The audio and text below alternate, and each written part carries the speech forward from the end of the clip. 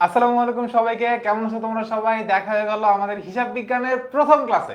আজকে আমি অনেক বেশি এক্সাইটেড, সাইফ ভাই অনেক বেশি এক্সাইটেড, কারণ আমাদের অ্যাকাউন্টিং এর আজকে এমন অনেক জিনিস আমরা জানবো যা জানলে আমাদের এইচএসসির অ্যাকাউন্টিং তো গেছে গেছে, বাট আমাদের অ্যাডমিশনের অ্যাকাউন্টিং যাতে অনেক সুন্দরভাবে দিতে পারি। এবং আজকে ক্লাসে একটা চ্যালেঞ্জ হলো, আজকে আমরা তো mainly target Dhaka varsity C ইউনিটে অ্যাকাউন্টিং এর কোয়েশ্চেন এমসিকিউ আসে 12টা। আমাদের টার্গেট যে আমরা আজকে 6টা এমসিকিউ জেনে যাবো। ভাই আমি একটা ক্লাসে কত পড়াবো, কি কি পড়াবো, কি না পড়াবো, যে 6টা এমসিকিউ পারবো এরকম কোনো কিছু আমরা আসলে করবো না। বাট ভাইয়াদের এক্সপিরিয়েন্স থেকে যা দেখে আসছে যে কতটুকু পড়লে 6টা কোয়েশ্চেন খুব ইজিলি কমন পাওয়া যায়, সেই জিনিসটা ভাইয়া বলে দিবে। সো অর্ধেক মার্ক এখন তোমার কাছে মনে হয়, ভাই 6 মার্ক জেনে আমার জীবনে কি এমন উপকার হবে? তোমাদের জন্য বলি ভাইয়া, 6 মার্কসের জন্য ঢাকা ভার্সিটিতে তোমার পজিশন 600 উপরেও হইতে পারে, 600 নিচেও হইতে পারে।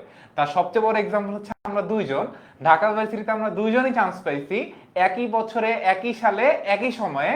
সাইফ আর আমার নাম্বারের ডিফারেন্স হচ্ছে 2, আর সাইফ আর আমার পজিশনের ডিফারেন্স হচ্ছে কত ভাইয়া জানো? 200। সাইফ ভাই হচ্ছে 400 সামথিং পজিশন, আমি হচ্ছে 600 সামথিং পজিশন। সো ভাইয়ারা জানে যে 1 মার্কের জন্য 100 জন মানুষের পিছনে পড়ে যাওয়া বা সামনে পড়ে যাওয়াটা কতটা বাস্তব, কতটা সত্য, সেখানে 6 মার্ক বলে দিব। সো বুঝতেই পারছো ক্লাসটা কতটা ইম্পর্টেন্ট হবে। সাইফ ভাইয়া, ওকে, আজকে থেকে কিন্তু আমাদের অফিসিয়ালি অ্যাডমিশন জার্নি শুরু হচ্ছে। তো তোমরা আমাদের দুজনকে আসলে পরিচিত অনেকদিন ধরেই। এইচএসসি জার্নিতে আমরা যেভাবে অনেক কিছু শিখেছি, অনেক কিছু পড়েছি, অ্যাডমিশন জার্নি তার থেকে কিন্তু একটু ডিফারেন্ট। কারণ এখানে আমাদের সময় খুবই কম, 3 মাস, কিন্তু অ্যাকাউন্টিংয়ে 2টা পেপার পড়তে হবে। অ্যাডমিশনে যে ধরনের প্রশ্নগুলো আসে সেগুলো আমাদেরকে বেশি ভালো করে শিখতে হবে। এখানে যেমন তোমাদের প্রথমেই বলেছি, আমাদের সব থেকে প্রিয় একটা সাথী ছিল কি? ক্যালকুলেটার। এটা কিন্তু থাকতেছে না। সো ক্যালকুলেটার ছাড়া ম্যাথ করতে হবে, এটা ভাবলেই কিন্তু অনেকের জ্বর চলে আসে যে না না, তাইলে আর পড়াশোনা করতে পারবোই না। সো এরকম কোনো ভয় ডর থাকা লাগবে না। আমরা আজকে থেকে অ্যাকাউন্টিং এর বেসিক থেকে যে জার্নি শুরু করব, সেখানে তুমি ক্যালকুলেটার ছাড়াও যেরকম ম্যাথ করতে পারবা, তোমরা যে কোনো ধরনের থিওরিটিক্যাল থেকে শুরু করে অ্যাডমিশনের সকল প্রস্তুতি শেষ করে ইনশাল্লাহ শেষ করবা। আজকের ক্লাসটা মনে হয় সবার জন্য ফ্রি, তাই না রাহিম? একদম। কিন্তু বাকিগুলা বাকিগুলোর জন্য টাকা দিয়ে কোর্সটা কিনতে হবে, এবং কোর্সের প্রাইস ভাই ক্লাসটা শেষ হওয়ার পর পরই কিন্তু হয়তো দাম বাইরে যেতে পারে। সো আপাতত তোমরা সি ইউনিটের যে অ্যাডমিশনের কোর্সটা আছে, সেই কোর্সটা অ্যাডমিশন 2025 ADM2025, এটা হচ্ছে প্রোমো কোড। এটা অ্যাপ্লাই করলেই দেখবা ডিসকাউন্টে 3200 টাকা হয়ে গেছে। এটা শুধুমাত্র বেশি দিন হয়তো সময় নেই, তাড়াতাড়ি কিনলে তাড়াতাড়ি কোর্সটা করতে পারবা। আপাতত একটা ক্লাস ফ্রি, ক্লাসটা করেই দেখো, যদি ভালো লাগে তাইলেই তো কিনবা, যদি ভালো না লাগে তাহলে তো না কিনবা। ক্লাস দিলে মনে হয় হবে না, আরো কিছু বেনিফিট ওরা জানতে চায়, সেটা আমরা একটু বলে নিই একেবারেই। সো তোমরা এই কোর্স কেনার সাথে সাথে তোমরা কিন্তু প্রত্যেকটা ক্লাস শেষ হওয়ার পরে আমাদের যা যা সাবজেক্ট আছে সবকিছু লেকচার স্লাইড অ্যাপে পেয়ে যাবা। প্রত্যেকটা ক্লাসের রেকর্ডেড ভার্সন পেয়ে যাবা। অনেক সময় হয় না আমাদের যে ক্লাস করছি, করার পর ভুলে গেছি যে এইখানে ব্যাথটা কিভাবে করাইছিল মনে আসতেছে না। রেকর্ডেড ক্লাস যখন থাকে, আমরা কিন্তু ইজিলি রেকর্ডটা দেখে ওই জায়গাটা ওভারভিউ করে নিতে পারি এবং কনফিউশনটা ক্লিয়ার করে ফেলতে পারি নিজে নিজে। আর নিজে নিজেও যদি কনফিউশন ক্লিয়ার না হয়, তার জন্য আমাদের দুইজন ভাইয়া তো আছি। যে কোনো কিউএনএ সেশন যখন হবে, তোমরা তোমাদের প্রশ্ন নিয়ে আসবা, আমরা 1-to-1 জুম সেশনে সেই প্রশ্নগুলো সলভ করে দেব। আর কিছু ডেইলি এমসিকিউ ওদের মনে কুইজ থাকা উচিত না ভাই? অবশ্যই ডেইলি এমসিকিউ আছে, তারপর হচ্ছে আমাদের উইকলি পরীক্ষা হবে। সো পরীক্ষার উপর পরীক্ষা, যত দিবা তত শিখবা, তত ভুল হবে, ভুল করে করে শিখবা। তাহলে আমাদের 100 একটা প্রিপারেশন হবে। আর 100 একটা প্রিপারেশন হলেই আমাদের কিন্তু প্রিপারেশনটা কিন্তু 100 হবে। তো সবকিছু মিলে আমাদের এই কোর্সটা সাজানো। তোমাদের মনে হয় আমাদের বক বক শুনতে বেশি একটা ভালো লাগছে না, দেখতে পাচ্ছি অনেক এইচএসসি 26 ব্যাচ থেকে চলে আসছে। 26 হোক 27 হোক, তাদের জন্য আপাতত ক্লাসটা দেখো, দেখে বুঝো কেমন লাগে, আমরা কেমন পড়াই। আর যারা এইচএসসি 25, তাদের কিন্তু কালকে একটা রিয়েলিটি চেক এক্সাম আছে। তোমাদের কপালে যদি ভালো হয়ে যায়, তাহলে কালকে রিয়েলিটি চেক এক্সামে কিছু কোয়েশ্চেন কিন্তু ক্লাস থেকে কমন চলে আসতে পারে। তো কি হবে না হবে, অনেক কিছু হবে, অনেক কিছু হবে না, সেটাই আমরা দেখবো আজকের ফুল ক্লাসে। সো সাইদ ভাইয়া, তুই শুরু করবো না আমি শুরু করবো? তুমি শুরু করো। আচ্ছা ঠিক আছে, শুরু করলাম। দেখা হচ্ছে আবার একটু পরে। ওকে, সো আমাদের ক্লাসের নাম হিসাব বিজ্ঞান পরিচিতি। সো হিসাব বিজ্ঞান পরিচিতি কি হয় না হয় সেটা আমরা জানবো, বুঝবো, শিখবো, সেটা সাইদ ভাই পড়াবে। বাট আজকের ক্লাসে যে বললাম যে 6টা কোয়েশ্চেন বলে দিব, কি কি ভুল হয় বলে দিব। সো আমরা একটু দেখি আজকের ক্লাসে আমরা মেইনলি কি কি শিখবো। সো প্রথমে আমাদের অ্যাকাউন্টিং এর জন্য সবচেয়ে বড় যে জিনিসটা মাথায় রাখতেই হবে, সেটা কি ভাইয়া? Common mistake. যে অ্যাকাউন্টিং এ আমি ভাই কি ভুলটা করতে পারবো না? আরে আমি তো অ্যান্সার সহ দেখা ফেলতেছি। তো আমাদের অ্যান্সার দেখাবো না, আপাতত আগে আমাদের কোথায় চলে গেছে সেটাকে একটু ঠিক করি। Wait a minute. আচ্ছা, সো আপাতত দাগানোর একটা সলিউশন বের করতেছি। ওকে, আচ্ছা হ্যাঁ, আপাতত এটা দিয়ে কাজ চলে যাবে। সো অ্যানোটেশনের কাজটার জন্য আমরা একটু টাইমটা নেই। দাঁড়ান স্যার, আমাদের একটু সমস্যা হচ্ছে, অ্যানোটেশন থেকে আমরা সরে যাই, এক্সিট মোডে চলে যাই, ক্যান্সেল করি, সমস্যা নাই। আচ্ছা, সেভ, ডান, ফিনিশড। আচ্ছা সমস্যা নেই, আপাতত অ্যানোটেশন দাগাদাগির দরকার নেই, আমরা আগে নর্মালি জিনিসটা বোঝার চেষ্টা করি জিনিসটা কি হচ্ছে। আচ্ছা, প্রথম কথা ভাইয়া, common mistakes. So common mistakes এর মধ্যে আসলে আমরা কমন মিস্টেক বলতে কি বুঝাই, যে অ্যাকাউন্টিং আমি কি ভুল করতে পারবো না। সো অ্যাকাউন্টিং এ যদি আমরা ভুল কি করতে পারবো না সেটা যদি একবার দেখার চেষ্টা করি, অ্যাকাউন্টিং এর প্রথম এবং প্রধান ভুলটা হচ্ছে ভাইয়া চোখ বন্ধ করে ম্যাথ করার ভুল। ইয়েস, আমি সঠিকই বলছি, 1 মিনিট দাঁড়াও। আগে আমাদের প্রবলেমটা আমরা একটু ফিগার আউট করে নিই, যে প্রবলেমটা আসলে আমাদের কি। ওকে, জিনিসটা যেটা হয়েছে সেটা আমরা, আচ্ছা দাঁড়াও, তোমাদের চোখের সামনে সমস্যাটা আগে আমরা সমাধান করি। সমাধান আমাদের করতেই যেতে হবে প্রথমে। হ্যাঁ দাঁড়াও, সমস্যা সমাধান করেই তারপর আমাদের ক্লাসটা শুরু করি, না হলে তো আমাদের ক্লাসের এক্সপিরিয়েন্সটা কেমন হবে। সো এটাও তোমাদের জন্য লার্নিং, যে অনলাইন ক্লাসে কি হয় কি না হয় সেটাও আমাদের বুঝতে হবে তো, তাই না? সো অনলাইন ক্লাসে এরকম সমস্যা হয়, এবং সমস্যা হলেই সমস্যার অবশ্যই সমাধান থাকে, এবং সেই সমাধানটা আমরা যত দ্রুত সম্ভব তোমাদের সামনে করে চলে আসলাম। ডান। এবার আমরা এই যে যাকে আমি আসলে এতক্ষণ ধরে খুঁজতেছিলাম, এই যে কলম দাগাইতে পারার যে একটা অপশন, এইটা খুঁজতেছিলাম। সো আমরা সমস্যা সমাধান করে ফেলছি। তো টেকনিক্যাল সমস্যা হোক, জীবনে যেই সমস্যা হোক, সব সমস্যার সমাধান আমাদের অনেক সময় হাতেও থাকে। তো সেই সমস্যার সমাধানটা আমরা করলাম। চলো শুরু করি। প্রথম যে জিনিসটা আমরা বললাম কমন মিস্টেক। ভাই কমন মিস্টেক বলতে কি বুঝে? অ্যাকাউন্টিং এর সবচেয়ে বড় কমন মিস্টেক যে সেটা কি ভাইয়া? চোখ বন্ধ করে অঙ্ক করা। চোখ বন্ধ করে অঙ্ক করা বলতে আপনি কি বোঝাচ্ছেন? আমরা কি চোখ খুলে অঙ্ক করি না? না ভাইয়া, তোমরা করো না। আবার করলেও যে ভুলটা করে সেই ভুলটা তোমাকে আমি বলি। অ্যাকাউন্টিং এ আমি আজকে যে ওয়ার্ডগুলো বলবো, ওয়ার্ডগুলো এখন খাতায় লেখো। সামনে যদি হাতে খাতা থাকে খাতায় লেখো, না হলে মাথায় লেখো, না হলে পর্দা, আলমারি, মানে পর্দা, বেডশিট যেখানে পাবো সেখানে লেখো। তার কারণ এই ভুলটা তুমি করবা, মাস্ট করবা। প্রথম ভুলটা হচ্ছে অ্যাকাউন্টিং এ আমরা কোয়েশ্চেন প্রপারলি পড়ি না, অপশন প্রপারলি পড়ি না। বেস্ট এক্সাম্পলটা তোমাকে আমি দেখাই। জিনিসটা যেটা হয়, দুতরফা দাখিলা পদ্ধতির উৎপত্তি কত সালে এটা আমরা সবাই জানি। এই সালটা কত ভাইয়া? 1494 সালে। কিন্তু ভাইয়া ঢাকা ভার্সিটির কোয়েশ্চেনে এই কোয়েশ্চেনটা যখন আসে তখন অনেক স্টুডেন্ট এই কোয়েশ্চেনটা অ্যান্সার করতে ভুল করে। কেন করে একটু বলি। এই কোয়েশ্চেনটা যদি আসে, এ নাম্বার অপশনে কি থাকে জানো? 1994। সাপোজ বি নাম্বার অপশনে এটা আছে, সি নাম্বার অপশনে আছে 1498, আর ডি নাম্বার অপশনে আছে মনে করো 1499। ঠিক আছে, দেখো পরীক্ষার হলে তুমি এত বেশি এক্সাইটেড, তোমার মনে হইতেছে ভাই কারেক্ট অ্যান্সার। এই যে 94 দেখে 94 দেখে মনে হচ্ছে হ্যাঁ এটাই তো আমার জীবনের সবচেয়ে সহজ অ্যান্সার, এটা তো আমি পারি। 94 দেখে মানে ঢাকা ভার্সিটির কোয়েশ্চেনের একটা মেজর একটা মানে চোখ খুলে দেওয়ার মতো একটা ব্যাপার হচ্ছে, তুমি ভুল করে যেটাকে অ্যান্সার মনে করতেছো সেটা এ নাম্বার অপশনে দেয়া থাকে মোস্ট কেসেসে। তুমি কারণ আমাদের চোখের সামনে সবার আগে এ নাম্বার অপশনটা পড়ে। সো আমি না সাইকোলজিক্যালি চিন্তা করলে যেটা সামনে পেয়ে সেটাই অ্যান্সার দিই। সো এরকম অনেকবার হয়েছে যে এই কোয়েশ্চেনটা আসছে, অ্যাকাউন্টিং একবারের জন্য হইলেও পড়ছে, তার কাছে সে এই কোয়েশ্চেন জীবনে ভুল করার কথা না, কিন্তু জাস্ট ওভার এক্সাইটেড হয়ে এই কোয়েশ্চেনের অ্যান্সার অনেকে এ দাগায় ফেলছে। বাট আমরা কি জানি দুতরফা দাখিলা পদ্ধতির উৎপত্তি কত সালে? 1494 সালে। তো তুমি যদি চোখ খোলা না করো, প্রপারলি সবগুলো অপশন পড়ে অ্যান্সার না দেখাও, তাহলে এরকম সহজ অ্যান্সার তুমি ভুল করবা। সেকেন্ড জিনিস, এখানে আরেকটা ভুল যেটা হয় যে হিসাব বিজ্ঞানকে কি বলা হয়? হিসাব বিজ্ঞান একই সাথে একটা পেশা, হিসাব বিজ্ঞানকে ব্যবসার ভাষাও বলা হয়, হিসাব বিজ্ঞানকে তথ্য ব্যবস্থাও বলা হয়। মনে করো এ বি সি তে এই তিনটা অপশন দেওয়া, আর ডি তে বলা হচ্ছে উপরের সবগুলা।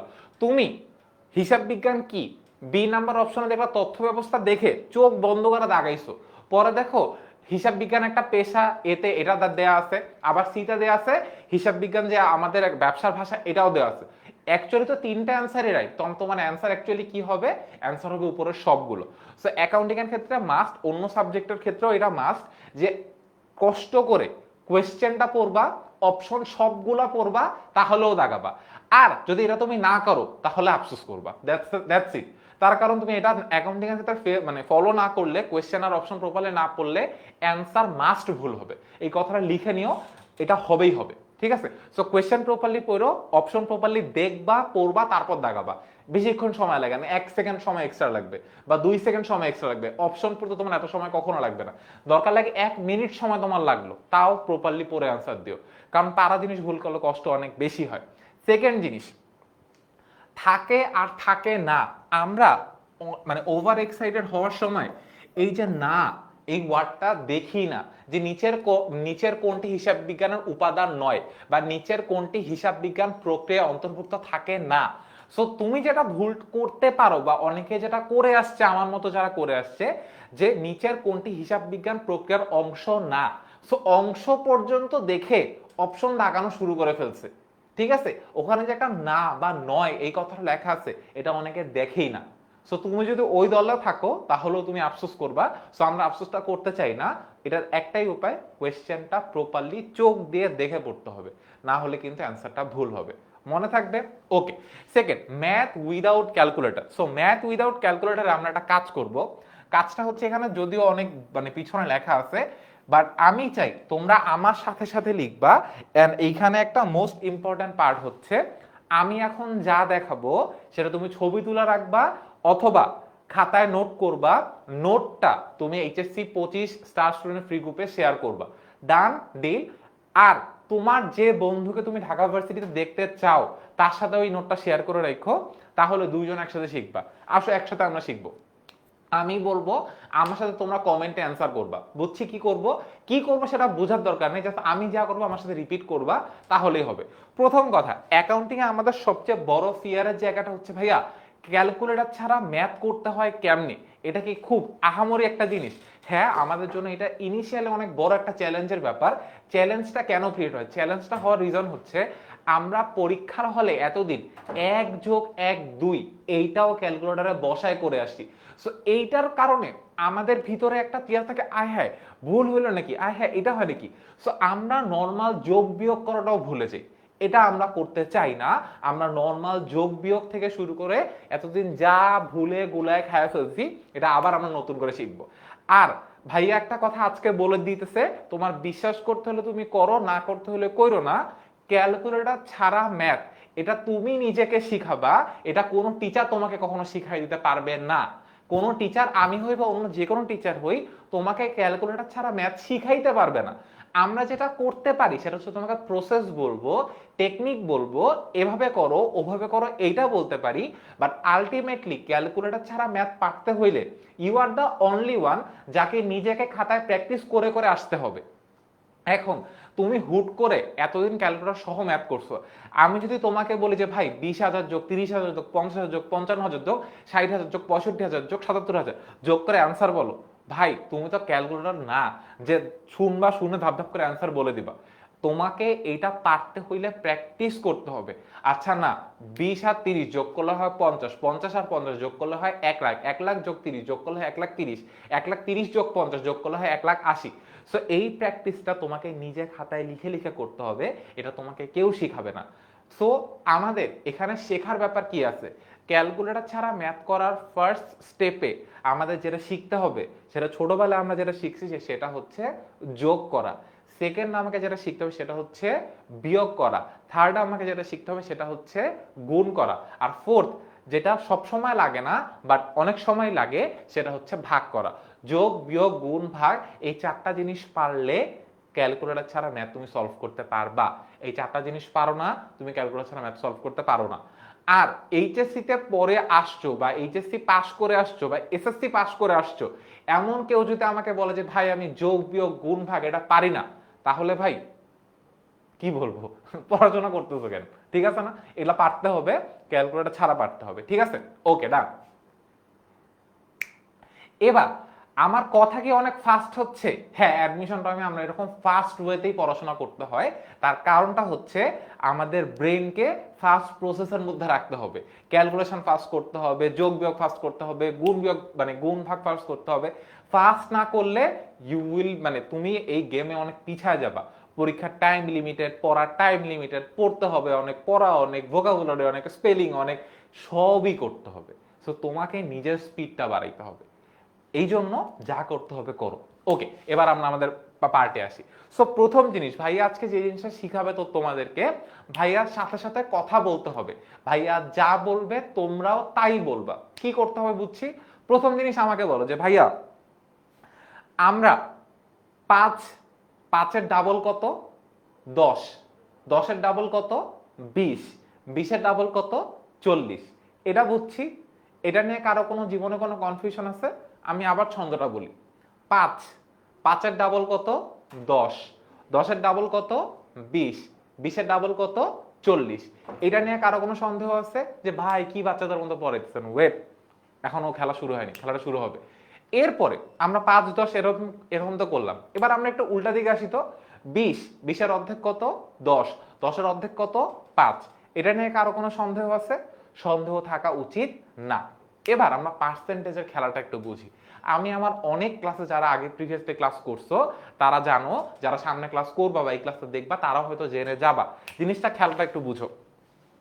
আমাদের অ্যাকাউন্টিং এ যখন আমরা মানে ক্যালকুলেটর ছাড়া ম্যাথ করতে যাই, আমাদের মাথায় সবচেয়ে বড় যে পেইনটা থাকে সেটা হচ্ছে কি ভাইয়া, ক্যালকুলেটর ছাড়া পার্সেন্টেজ আমি কেমনে বের করব, তাই না? আচ্ছা, আগে ওইটা শিখি। আমরা কঠিনটা দিয়েই শিখবো, তাহলে আমাদের সহজগুলো তো সহজ লাগবে। সো কঠিনের ফার্স্ট ব্যাপারটা হচ্ছে, আগে আমার জন্য কোনো জিনিসের 10% আর 1% বের করা সহজ। এই 10% থেকে আবার মনের মধ্যে অন্য কোনো 10% নিয়ে চিন্তা ভাবনা করার দরকার নেই। I know what I mean. Okay, এবার আমরা আসো 10%। এখন কোন জিনিসের 10% বের করার ফর্মুলা হচ্ছে একটা শূন্য পকেটে। একসাথে বলো তো কি বলছি? কোন জিনিসের 10% বের করার ফর্মুলা কি ভাইয়া? একটা শূন্য পকেটে। একটা শূন্য পকেটে রাখতে পারবো? পারলে আমি অঙ্কটাও পারবো। সো ভাইয়া একটা শূন্য পকেটে রাখার রুলস জিনিসটা কি? জিনিসটা হচ্ছে, মনে করো 10% বের করব। কিসের 10% বের করব? ফর এক্সাম্পল আমি 55,000, এইটার কত পার্সেন্ট বের করতে চাই? এটা 10% বের করতে চাই। সো আমি সাধারণত কেসে যেটা করতাম, 55,000 ইন্টু 10% করলে কত হয়? ক্যালকুলেটর করে অ্যান্সারটা বের করতাম। বাট আমার কাছে এখন ক্যালকুলেটর নাই, তাই না? সো এবার আমি কি করব? 55,000-এর 10% কত হবে? 55,000 থেকে একটা শূন্য গায়েব করে দেবো। কি করব আমরা? 55,000 থেকে একটা শূন্য সরাই ফেলবো, বা একটা শূন্য নিয়ে পকেটে রাখবো। যদি পকেট না থাকে, ভাই আমার শার্টের পকেটে পকেট নাই, আমার প্যান্টের পকেটে, মানে প্যান্টে পকেট নাই, শার্টেও কোনো পকেট নাই, তো কি করবো? গায়েব করে দেবো একটা। ঠিক আছে, এই শূন্যটা ধরে জাস্ট গায়েব, খাই ফেলছি শূন্য। ঠিক আছে, তো এই শূন্যটাকে ধরলাম, মুখের ভিতরে ঢুকাই ফেলছি, শূন্য গায়েব। ঠিক আছে, এখন তো রোজা নেই, তো খাইতে কোনো সমস্যা নেই। আর এখন ইফতারও পার হয়ে গেছে, তো এখন খাইতে আর কোনো সমস্যা নেই। শূন্যটা ধরো, মুখের ভিতরে ঢুকাই ফেলো। সো একটা শূন্য গায়েব করে দেবো 10% বের করতে বললে। সো 55,000-এর 10% কত হবে? 5,500। এখন ভাই আপনি তো একটা চালাকি করছেন। আপনি খুঁজে খুঁজে এমনই একটা সংখ্যা বের করছেন যা 10% করলে 5,500 হবে। না ভাই, দুনিয়ার যে কোনো এরকম রাউন্ড ফিগারের সংখ্যা তুমি ধরে একটা শূন্য গায়েব করে দেয়, মানে 10% বের করতে হলে জাস্ট একটা শূন্য গায়েব করতে হবে। That's it, that's the process. So আমি 55,000 তো বের করলাম, এবার আমি 60,000 করি। তাহলে 60,000-এর 10% কত হবে? সো 60,000 ইন্টু 10% করলে কত হয় ভাইয়া? 60,000-এর 10% কত হয়? একটা শূন্য গায়েব করে দিব, কত হবে? 6,000 টাকা। এইটা নিয়ে কারো কোনো কনফিউশন আছে? আমরা এটা মুছে দিলাম। আমরা সহজ জিনিস দিয়ে শিখবো, কারণ আমরা একবারই পুরো জিনিসটা বুঝে গেলে অন্য সবগুলো আমাদের মনে থাকবে। সো 60,000-এর 10% কত হলো ভাইয়া?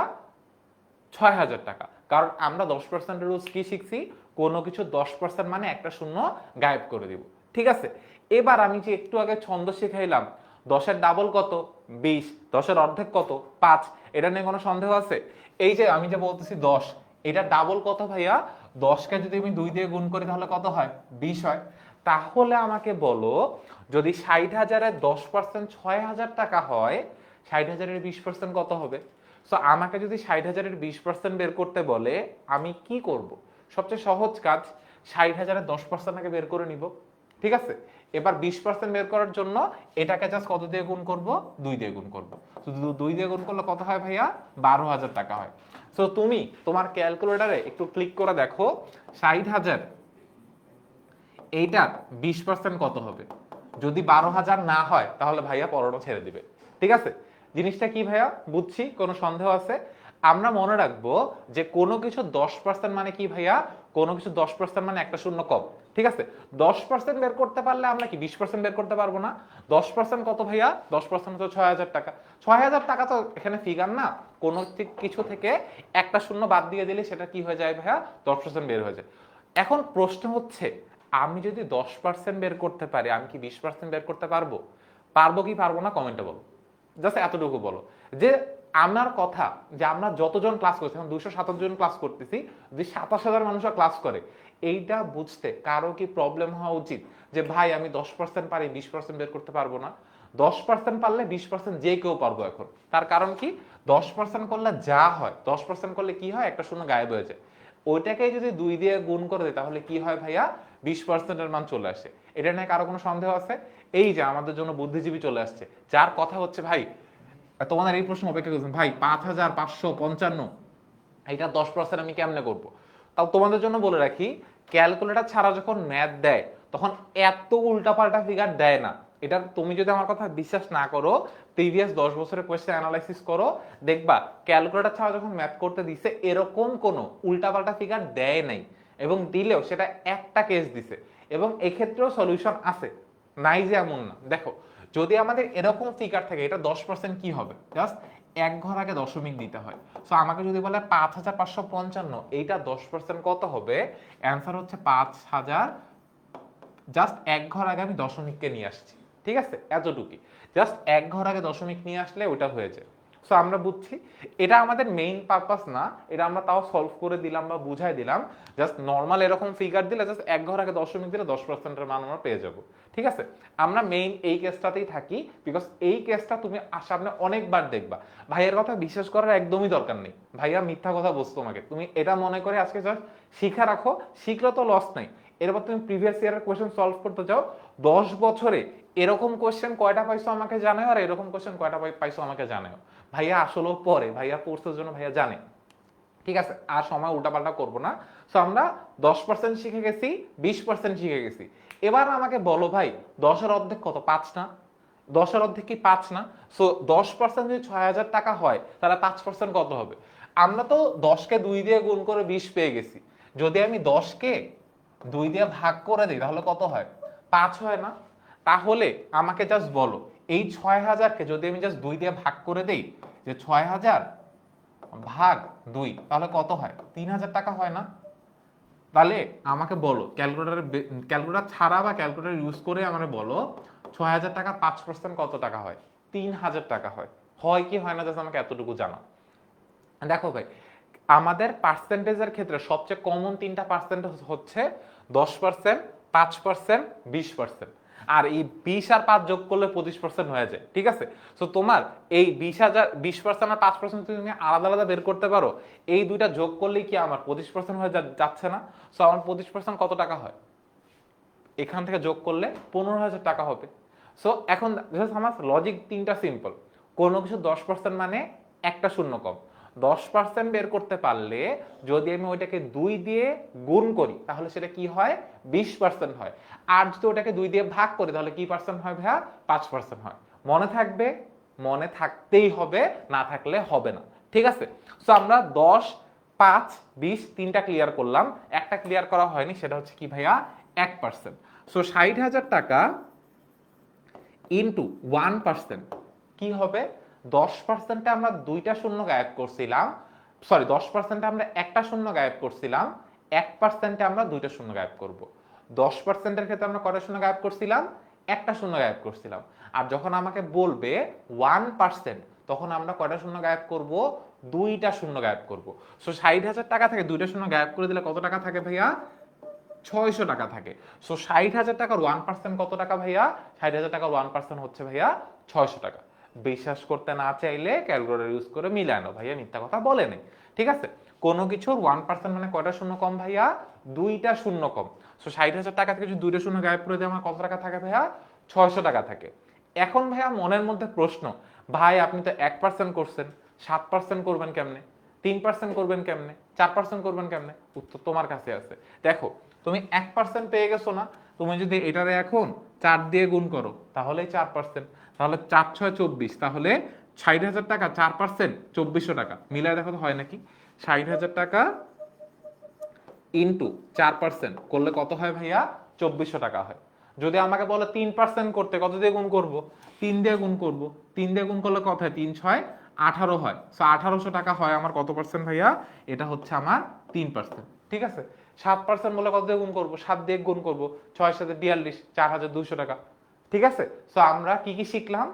10% শিখলাম, 5% শিখলাম, 20% শিখলাম, 1% শিখলাম, 2%, 3%, 4%, 7%, পার্সেন্টেজের হোল গেমটা আমরা শিখে ফেললাম। শিখছি নাকি শিখিনি? না শিখলে এই ভিডিওটা, এই স্লাইড কিন্তু আমাদের স্লাইডের মধ্যে থাকবে না। সো আমি আগেই বললাম একটা ছবি ধরে নিয়ে রাখো। এই ছবিটা আমাদের আগামী যতদিন থাকবো আমরা নিজেরা পড়বো, আমাদের ফ্রেন্ডদেরকে সাথে শেয়ার করব, যাতে করে আমাদের নিজেদেরও শেখা হয়, আমাদের বন্ধুদেরও শেখা হয়। এক ভাইয়া আমাকে বলছে 12% বের করতে।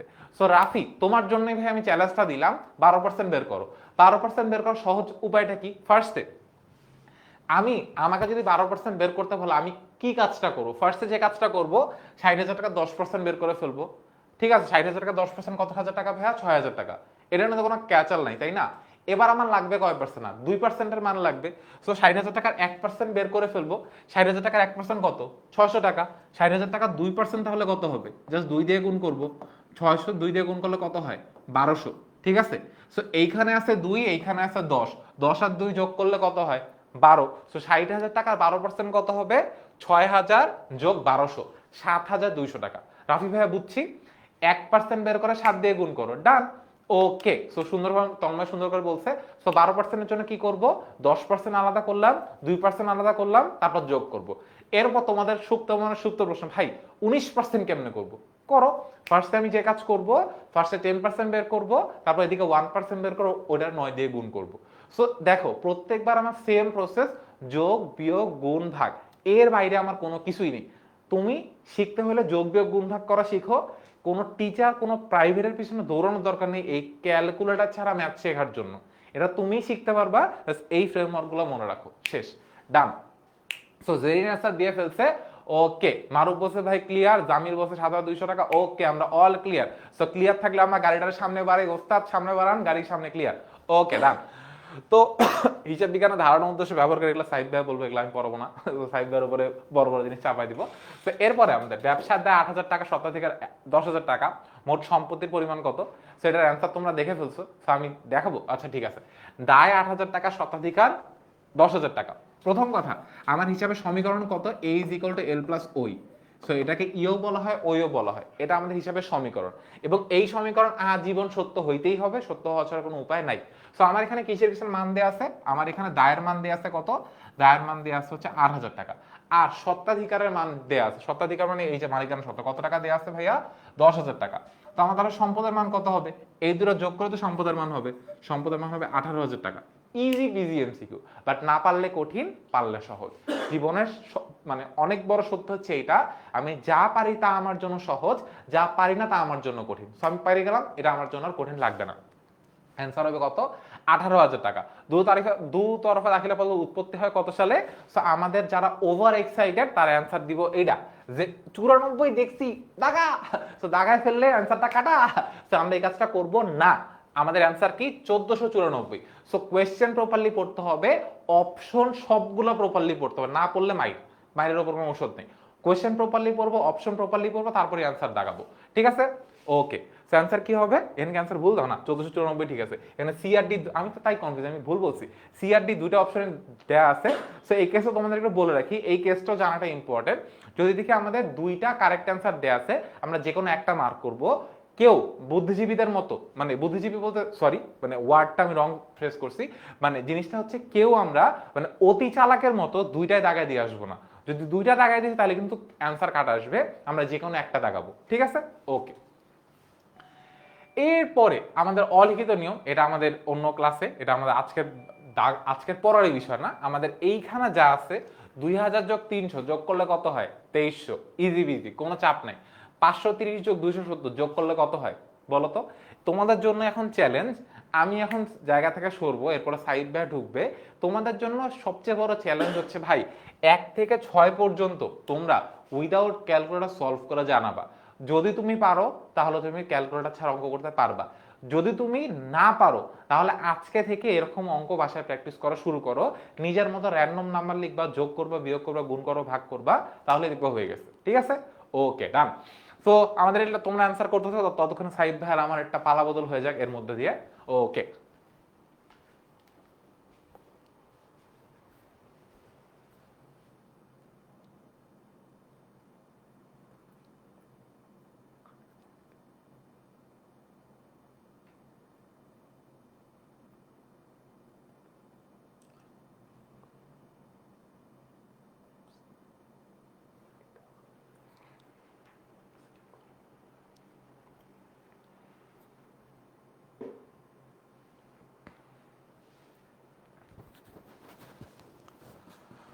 ওকে দেখতে পাচ্ছি আমাদের একের অ্যান্সার চলে আসছে।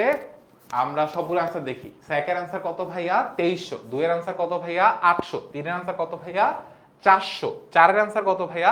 775। সো এরকম তোমার তীর নাও, তোমার 1 2 3 এর মধ্যে সবচেয়ে ক্রিটিক্যাল হচ্ছে এইটা, মানে তীর নাও তুমি যারা এতদিন ধরে ক্যালকুলেটর করে আসছো তাদের জন্য। বাট এরকম ক্যালকুলেশন কিন্তু আমাদের পরীক্ষার হলে আসে, সো আমাদের এগুলো পারতে হবে। 50,000কে 20 দিয়ে ভাগ করলে কত হয়? 2500। আর 4 দিয়ে 2700কে গুণ করলে কত হয় ভাইয়া? 10,800। আই নো আজকের জন্য এই জিনিসগুলো ডিফিকাল্ট, বাট এগুলো আমাদের উইদিন মিনিট প্র্যাকটিস করে বের করে ফেলতে হবে, না হলে কিন্তু ভাইয়া হবে না। ঠিক আছে, সো এরপর আমার পার্সেন্টেজটা পরে আমি এখান থেকে সরতেছি, বিকজ এটা আমার নিজের সম্পত্তি বলে মনে হয়েছে, তাই আমি এটাকে নিজেই পড়াবো। 50,000 টাকা 10% কত হয় ভাইয়া? একটা শূন্য গায়েব করে দিলে 5,000। 50,000 টাকার 5% কত হবে? 10,000কে মানে 10% যা হয় 5% হবে তার অর্ধেক, তাহলে এটা কত হবে? 2500। তারপরে 50,000 টাকার 15%, এই যে 10% 5% দুটো যোগ করলে 15% হবে না ভাইয়া? 5,000 আর এটা যোগ করলে 7,250, সরি 7,500। 250 কেন লিখতেছি? ক্যালকুলেশন করতে করতে 5 আর 2 7, আর এখানে 500। ঠিক আছে, 50,000 8% কত হবে? এটা তো ভাইয়া অনেক কঠিন, এটা কেমনে করব? প্রথম কথা, 50,000 টাকার ফার্স্টে আমরা কি করব? 1% করব। সো 50,000 টাকার 1% কত হয়? দুইটা শূন্য গায়েব করে দিব। সো 1% হবে কত? 500, তাই না? এবার 500কে জাস্ট 8 দিয়ে গুণ করে দিব, তাহলে এই মানটা চলে আসবে।